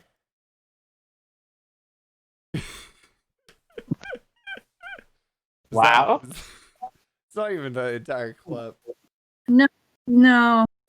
No. Really just more like, oh wow, this is bad guys. But you know what it means. It's time for war. That's basically all it is. Oh, that's It's video game go time. Hey, what's your name? Tony. Oh. Fuck you, Tony. Uh, I love that clip. I need to paste a meme over that. Hey, Waze, did you finish your meme? Listen, we're not here to talk about me. We're here to talk about Chronicles. So, Damn it, Wazy. It's yeah, I never really gonna be do done, only is have it? one job. No. Someday. Stay tuned. Well, I only have one thing to say. We're really All over right. time, so it's about time to end. Yeah. Yeah. This was such a long session just because the last chapter was so long, but the Well, other it's also 5 because we just have so much to say about what a fucking train wreck this book is. So much to do. These so much books to are see. terrible. Why It does was anyone okay. think they're okay? Fine. These books are mediocre at best. Why does anyone think this is better than Evolution? They are mediocre. They're just insane. I think that's the issue. Yeah. They mangle the canon and they inject it with insanity. These books were Pretty written by much. drunk men. If you didn't know anything about the original source material and you were just reading this like for the first time, I don't know if you would hate it as much as we do. Because a lot of our complaints are just this doesn't align with Probably. Are you saying? Probably not, because the writing is actually okay. Like, nah, it's actually good, I'd No. say. Wait, Flower. Yeah. Are you saying that if we take the Code Lyoko continuation and take it out of the context of Code Lyoko, it gets better? Yes. I mean, But then you gotta realize if you're taking a piece of like you're saying I'm declaring myself part of this franchise and the way that makes it better is by separating it from the franchise, that's a problem. I mean, Evolution is better if you take it out of context. Yeah, I think exactly. it becomes more of a mess. It doesn't even make sense of itself. Like That's fair. I think if you take it out of certain certain amount of context, like if you have the established basic lore of Code Lyoko and what Code Lyoko is, Evolution is much better than it is. But yeah, if you take Evolution completely out of context of Code Lyoko, it's not really. it's still Evolution. I think fits better with the canon than Chronicles does, but it has its own like writing issues and scenes that really the characters should be smarter than this, even without the context of the original source material. It's like this is just bad storytelling. Actually, no. If anything, Evolution is the perfect continuation of Code Lyoko. Severely under budget. Oh my god. delivered on an extensively tight budget is Code Lyoko. If you're not down to that last dollar when you're hitting when you're publishing, it's not Code Lyoko, man. I'm sorry. Oh god. But yes, so we will be back pending Friday. I'm not 100% finalized on whether or not we will be streaming on the 20th. So stay tuned. I will let you all know ahead of time because I'm not heartless. So we will be back some Friday in the future at 4 p.m. Do we want to do a Black Friday? Is there a Black Friday themed Code Lyoko episode we could preempt the show with? Can't think because Black Friday is shopping, and there really isn't a good shopping episode in CL. Is there an episode where people get trampled? Not really. There's episodes. Zombies. We could do Attack of the Zombies. I think that perfectly. Actually work. Yeah, Uh, really a good Thanksgiving episode.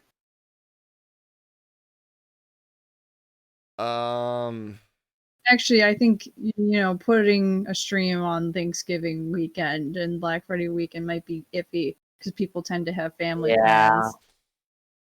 I mean, Well, I we mean, did it people for decided to I'm not- Easter. Make but it. We did it for Easter, I think. Did we? Well, that was during quarantine. Remember? No, what? Wait, no. It wasn't Easter. It wasn't Easter. It was something else. It was 4th of July. It was 4th In of July. quarantine. Though. Yeah, we did. again, that's only Also, quarantine was a lot stricter than it is now. Yeah, that's fair. All right. Well, we will. Did I also? What did it? Does anyone have comments on what I made the stream title today? I said something. I at saw the- that. Did you? Did they really throw a pizza? Okay. All right. We're ending. We're done. All right. See you guys. See you guys next week or the week after. So long.